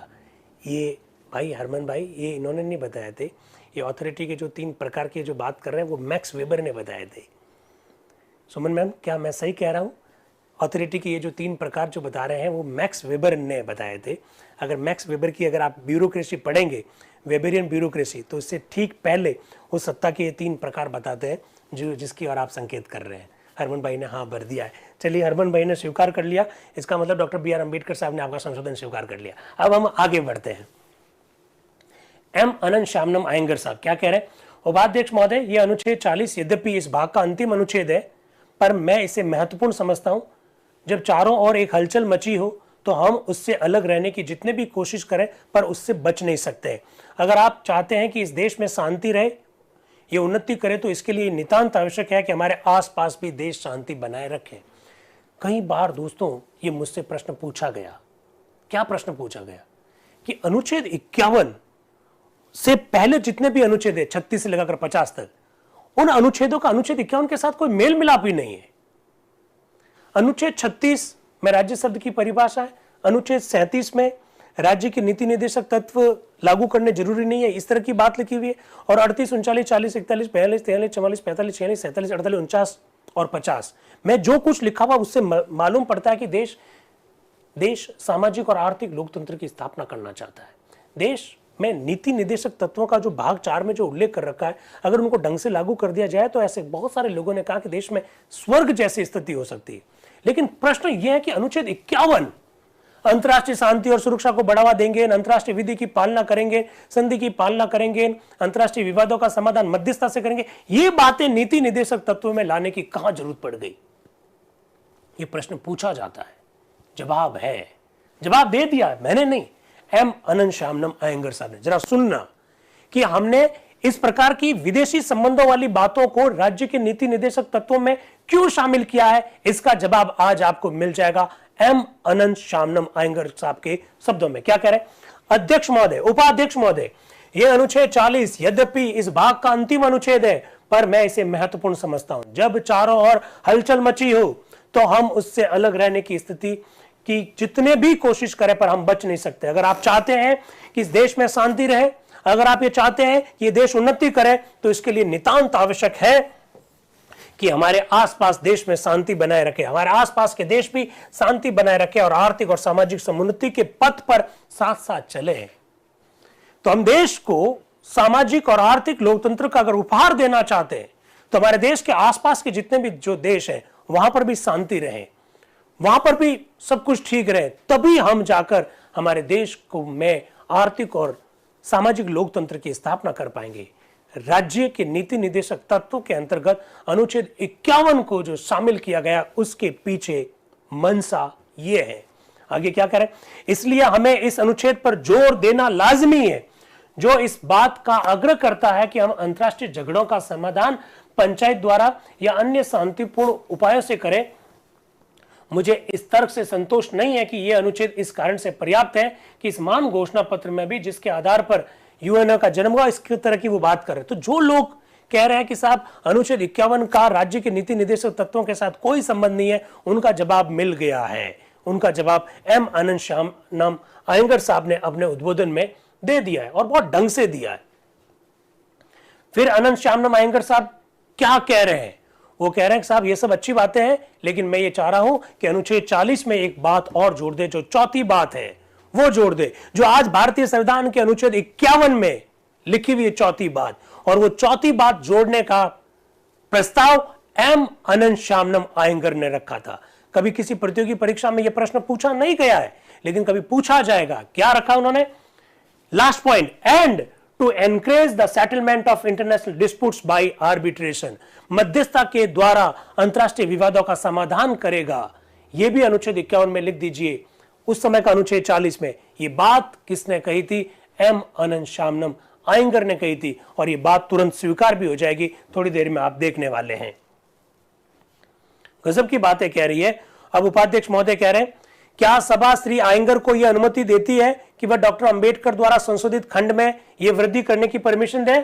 सभी सदस्य कहते हैं हाँ परमिशन है। इसका मतलब एम अनंत श्यामनम अयंगर साहब ने अंतरराष्ट्रीय विवादों का समाधान शांतिपूर्ण तरीकों से हो, इस प्रकार का संशोधन रखा और वो स्वीकार हो गया। यानी डॉक्टर अंबेडकर साहब ने जो बातें रखी उसमें 3 बातें थी, चौथी बात जोड़ने का श्रेय एम अनंत श्यामनम अयंगर को जाता है। ये बात भी पता होनी चाहिए, और इस प्रकार से वो संविधान का भाग बन गया, ये आप देख सकते हैं।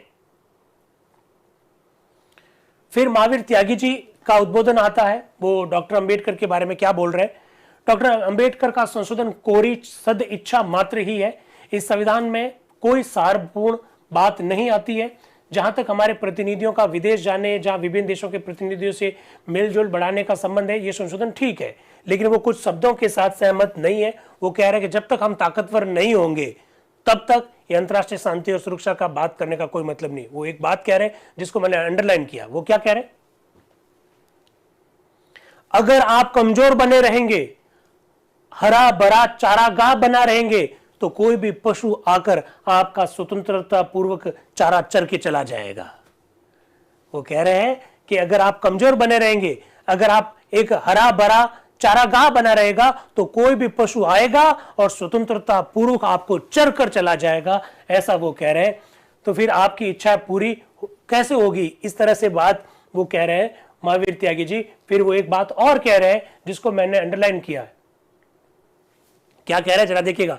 जब तक कि आपके तर्कों को लोग समझेंगे ही नहीं, जब तक कि उनके पीछे बंदूक की ताकत ना हो। आप अपने तर्कों से लोगों को अगर कन्विंस करना चाहते हैं तो महावीर त्यागी जी कह रहे हैं उसके पीछे बंदूक की ताकत होनी चाहिए। क्या आप मेरे तर्कों को समझ पा रहे हैं? नहीं समझ पा रहे क्योंकि बंदूक की ताकत नहीं है। ऐसी ही बात कह रहे हैं, तो गजब की बातें आ रही है। इसके बाद में पी सुब्बारायन आ रहे हैं, वो कह रहे हैं मैं डॉक्टर BR अम्बेडकर के संशोधन के खंड सी के संदर्भ में केवल शाब्दिक परिवर्तन करना चाहता हूं। मैं कह रहा हूं कि सस्टेन शब्द हटा दो और उसकी जगह पर फोस्टर शब्द लिख दीजिए, ऐसी बात कह रहे हैं। तो कृष्णामाचार्य जी पूछ रहे हैं भाई क्यों लिख दें? तो सुब्बारायन कह रहे हैं कारण तो स्पष्ट है, मैं समझता हूं कि मेरे माननीय मित्र श्री कृष्णामाचार्य भी उसे इतनी अच्छी तरह से जानते हैं जितने कि मैं जानता हूं। तो एम अनंत शामनम आयंगर भी कह रहे बताओ पहले सस्टेन की जगह फोस्टर क्यों लिखना चाहते हो? आज वैसे फोस्टर लिखा हुआ है, आज फोस्टर लिखा हुआ है, तो बताओ सस्टेन हटाकर फोस्टर क्यों लिखे?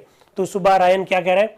सस्टेन शब्द में शक्ति का भाव है। मैं नहीं समझता कि हम किसी भी हैसियत से ना तो वर्तमान भारत सरकार और ना ही भावी सरकार की हैसियत से शक्ति का उपयोग करें। सस्टेन शब्द में शक्ति की खुशबू आती है। सस्टेन मत लिखो, फोस्टर लिखो, क्योंकि हमारी सरकार ऐसा नहीं चाहेगी, भविष्य की सरकार भी ऐसा नहीं चाहेगी कि हम जो भी बोले उसमें शक्ति दिखाई दे।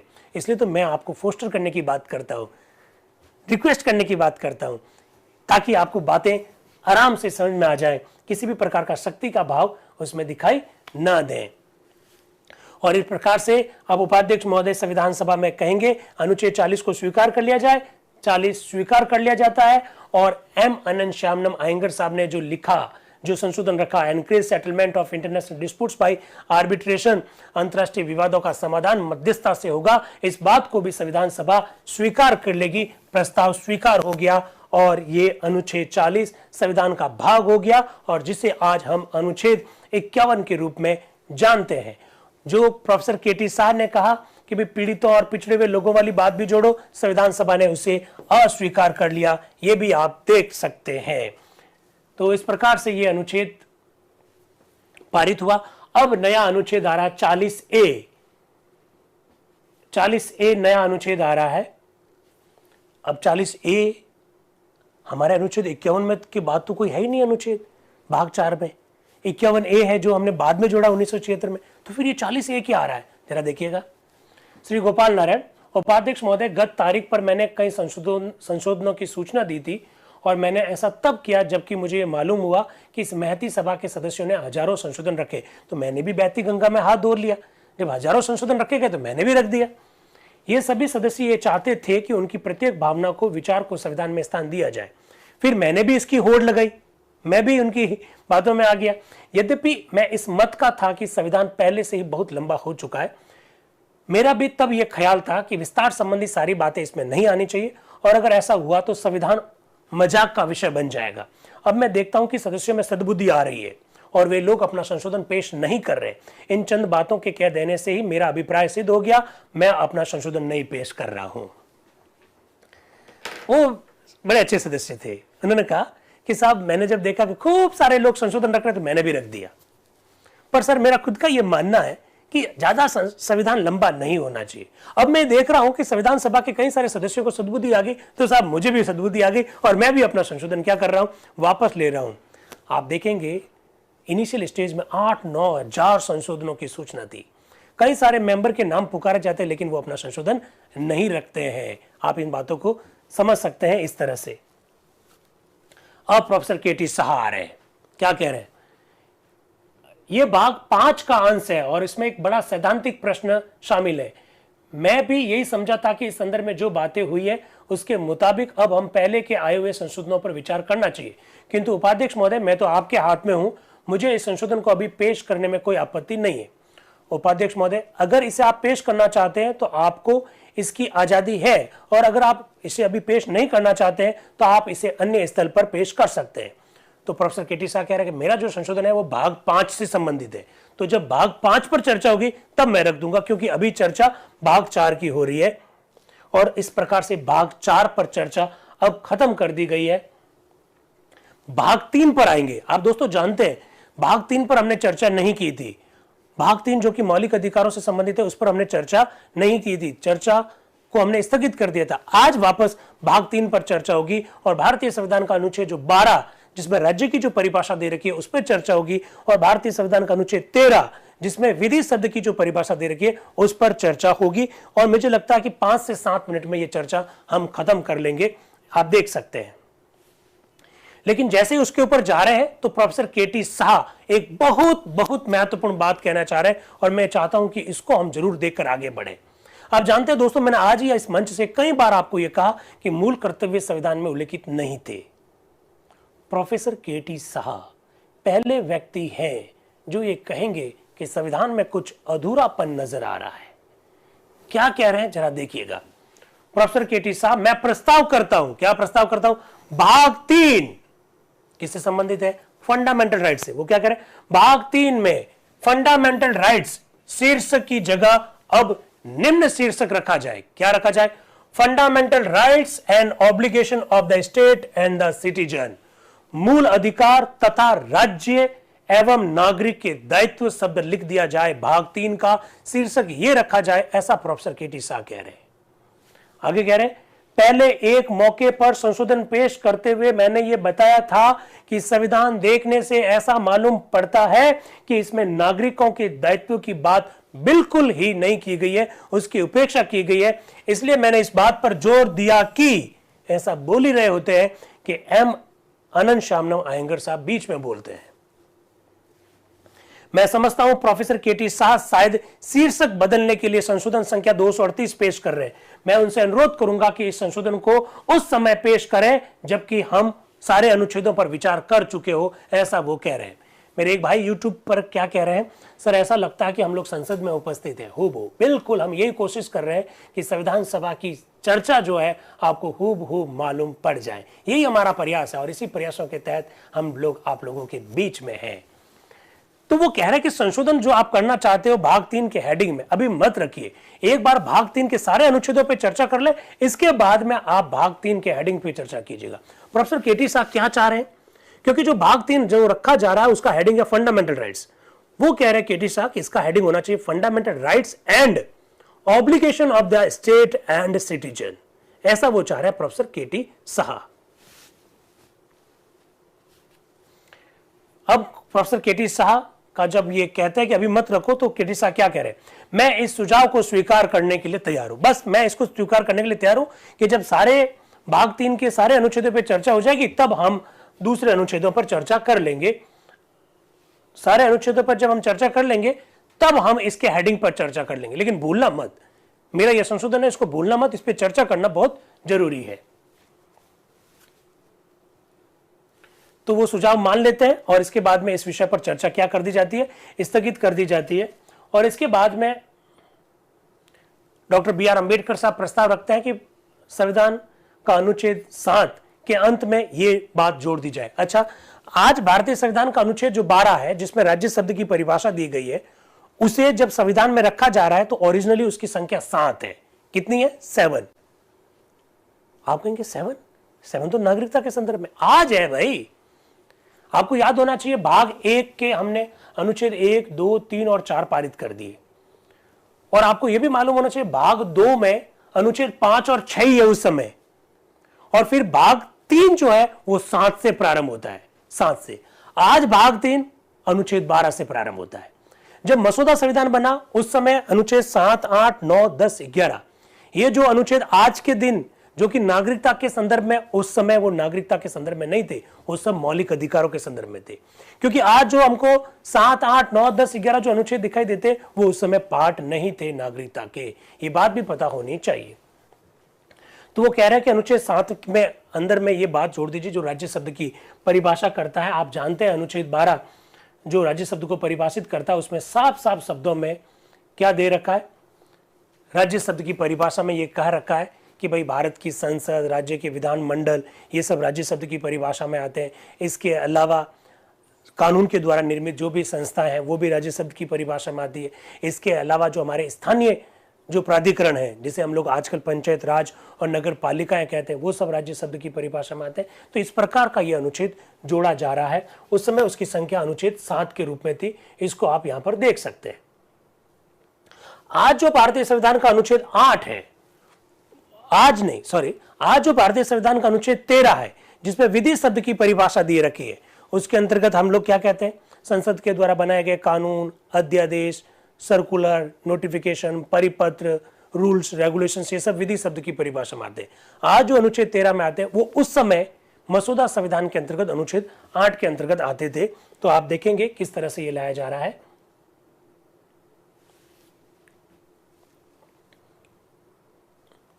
हाँ, अनुच्छेद 8। अब हम अनुच्छेद 8 को लेते हैं। प्रस्ताव यह है कि अनुच्छेद 8 को संविधान का अंग माना जाए। इस संदर्भ में कई संशोधन आए, ऐसा उपाध्यक्ष महोदय कह रहे हैं। फिर नाम पुकारा जाता है पीके सेन साहब का। पीके सेन साहब संविधान सभा में उपस्थित नहीं है, ये देख लीजिए। जैसे मैं भी कभी कभी नाम पुकारता हूं ना कि फला व्यक्ति जवाब दे, तो मालूम पड़ता है कि वीडियो ऑफ कर रखा है, वो उपस्थित नहीं होता। ठीक उसी प्रकार से पीके सेन साहब का नाम पुकारा गया, लेकिन वो सभा में उपस्थित नहीं है। फिर एचवी कामत साहब का नाम पुकारा जाता है। एचवी कामत साहब कह रहे हैं कि मैं इसे पेश नहीं कर रहा हूं। फिर उपाध्यक्ष महोदय कह रहे हैं कि 252 नंबर संशोधन, जो कि लक्ष्मीकांत मैत्र के नाम से है, वो आए अपना संशोधन रखें। तो वो कह रहे हैं उपाध्यक्ष महोदय मैं संशोधन रखता हूं। क्या रखता हूं? कि अनुच्छेद 8 के खंड 2 में प्रोविजन हटा दिया जाए। 8 के खंड 2 के प्रोविजन हटा दिया जाए, ऐसा वो कह रहे हैं। वैसे आज भारतीय संविधान के अनुच्छेद 13 में 13(1) है, 13(2) है, 13(3) है, 13(4) है। 4 धाराएं हैं आज के दिन। जब हमारा संविधान बनकर तैयार हो गया और जब लागू हुआ उस समय 3 धाराएं थी, ये भी मालूम होना चाहिए। 13(1), 13(2) और 13(3). वेरी गुड, क्या बात है। विकास भाई कह रहे हैं कि उस समय 3 थी, आज के दिन 4 है। बहुत अच्छा लगता है जब इस प्रकार से बातें कर रहे हो। इस प्रकार से जब बातें होती है तो बड़ा अच्छा लगता है। तो जब अनुच्छेद 8 जब लाया जा रहा है, जिसे आजकल हम 13 के रूप में जानते हैं, तो लक्ष्मीकांत मैत्र जो है वो कह रहे हैं कि 8 में जो धारा 2 है वो हटा दी जाए। इस प्रकार का वो प्रस्ताव रख रहे हैं। इसके बाद में 253 से 258 तक संशोधन के नाम पुकारे जाते हैं। उनमें से कोई किसी ने पेश नहीं किया। यानी अनुच्छेद 13 जो आज का है, उस समय अनुच्छेद 8 है, उस पर बहुत सारे संशोधन नहीं रखे गए। फिर लोकनाथ मिश्र जी का नाम पुकारा जाता है, जिनका संशोधन संख्या 259 है। वो कह रहे हैं कि अनुच्छेद 8 के खंड 2 के बाद निम्न खंड रख दिया जाए। संघ का राज्य ऐसा कोई कानून बनाने का उपक्रम नहीं करेगा या ऐसा कोई कानून पास नहीं करेगा जो किसी संप्रदाय या संप्रदाय के लिए विभेद करता है। वाह!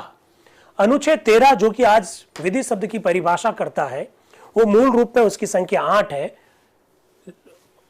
लोकनाथ मिश्र जो कि संविधान सभा के एक मेंबर है, वो कह रहे हैं कि इसमें एक धारा जोड़ दी जाए, इसमें लिख दिया जाए कि राज्य ऐसा कोई कानून या ऐसी कोई विधि नहीं बनाएगा जिससे कि एक संप्रदाय का दूसरे संप्रदाय के साथ विभेद होता। इस प्रकार का कोई कानून नहीं बनाएगा। इस प्रकार की बात जोड़ दीजिए, ऐसा वो कह रहे हैं।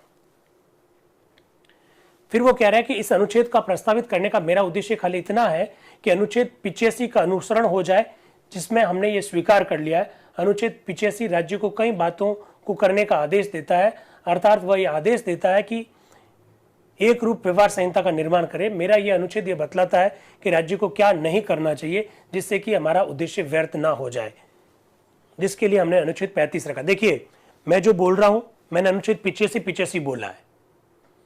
एक्चुअली में वो 85 नहीं बोलना था, मुझे तो बोलना तो वही था जो लिखा हुआ है, लेकिन लोकनाथ मिश्र जी को 85 नहीं बोलना चाहिए था। उनको अनुच्छेद 85 की जगह क्या बोलना चाहिए था? अनुच्छेद 35। और अनुच्छेद 35 किसके संदर्भ में था? कॉमन सिविल कोड के संदर्भ में था। वो जो अनुच्छेद 35 है उसी को आजकल हम किस रूप में जानते हैं? अनुच्छेद 44 के रूप में जानते हैं। तो लोकनाथ मिश्र जी कह रहे हैं कि जो अनुच्छेद 85, जबकि उनको बोलना चाहिए था अनुच्छेद 35, जो अनुच्छेद 35 जिसमें हमने कहा कि राज्य कॉमन सिविल कोड बनाएगा, तो अनुच्छेद 35 के उद्देश्यों को पूरा करने के लिए आप अनुच्छेद 8 में यह जोड़ दीजिए कि राज्य इस प्रकार का कोई कानून नहीं बनाएगा जिससे कि दो धर्मों के बीच में भेद होता हो। तो इससे हमारा वो उद्देश्य पूरा हो जाएगा। ऐसा लोकनाथ मिश्र जी अपनी बात को रखते हुए, तर्क देते हुए ये बात कह रहे हैं। जैसे वो बात अपनी कंप्लीट करते हैं, इसके बाद में संविधान सभा के उपाध्यक्ष महोदय कुछ कहते हैं। और वो क्या कहते हैं? इसके बाद सभा शुक्रवार तारीख 26 नवंबर सन 1948 के प्रातः 10 बजे के लिए स्थगित हो गई। यानी अब संविधान सभा की कार्यवाही आज की कार्यवाही यानी 25 नवंबर 1948 की कार्यवाही समाप्त हो जाएगी। संविधान सभा कल वापस बैठेगी, यानी 26 नवंबर 1948 को फिर संविधान सभा की बैठक होगी। 26 नवंबर 2023 को हम फिर चर्चा करेंगे संविधान सभा की अगली बैठक की। दोस्तों, आप लोग ये जानते हैं कि 26 नवंबर संविधान दिवस है, लेकिन 26 नवंबर 1948 में हैं हम अभी हम 26 नवंबर 1949 में नहीं आए हैं। 26 नवंबर 1949 में हम एक साल बाद में आएंगे। तो आज के लिए इतना काफी। आप लोग बहुत ढंग से जुड़े, एक्टिवली पार्टिसिपेशन रहा। आज राजस्थान के लिए बहुत बड़ा दिन है, लोकतंत्र का ये महोत्सव है, इसमें वोट देने का हम सबको अधिकार दिया गया। आज आपका वोट देने का अधिकार का आप उपयोग करेंगे, लेकिन इसके बावजूद भी इस चर्चा में आप जुड़े। मैं सुमन मैम जो पिछले 2 घंटे से लगातार हमसे जुड़ी हुई है, मैं उनका भी बहुत आभार व्यक्त करता हूँ। यूट्यूब और जूम के सभी साथियों का आभार व्यक्त करता हूँ।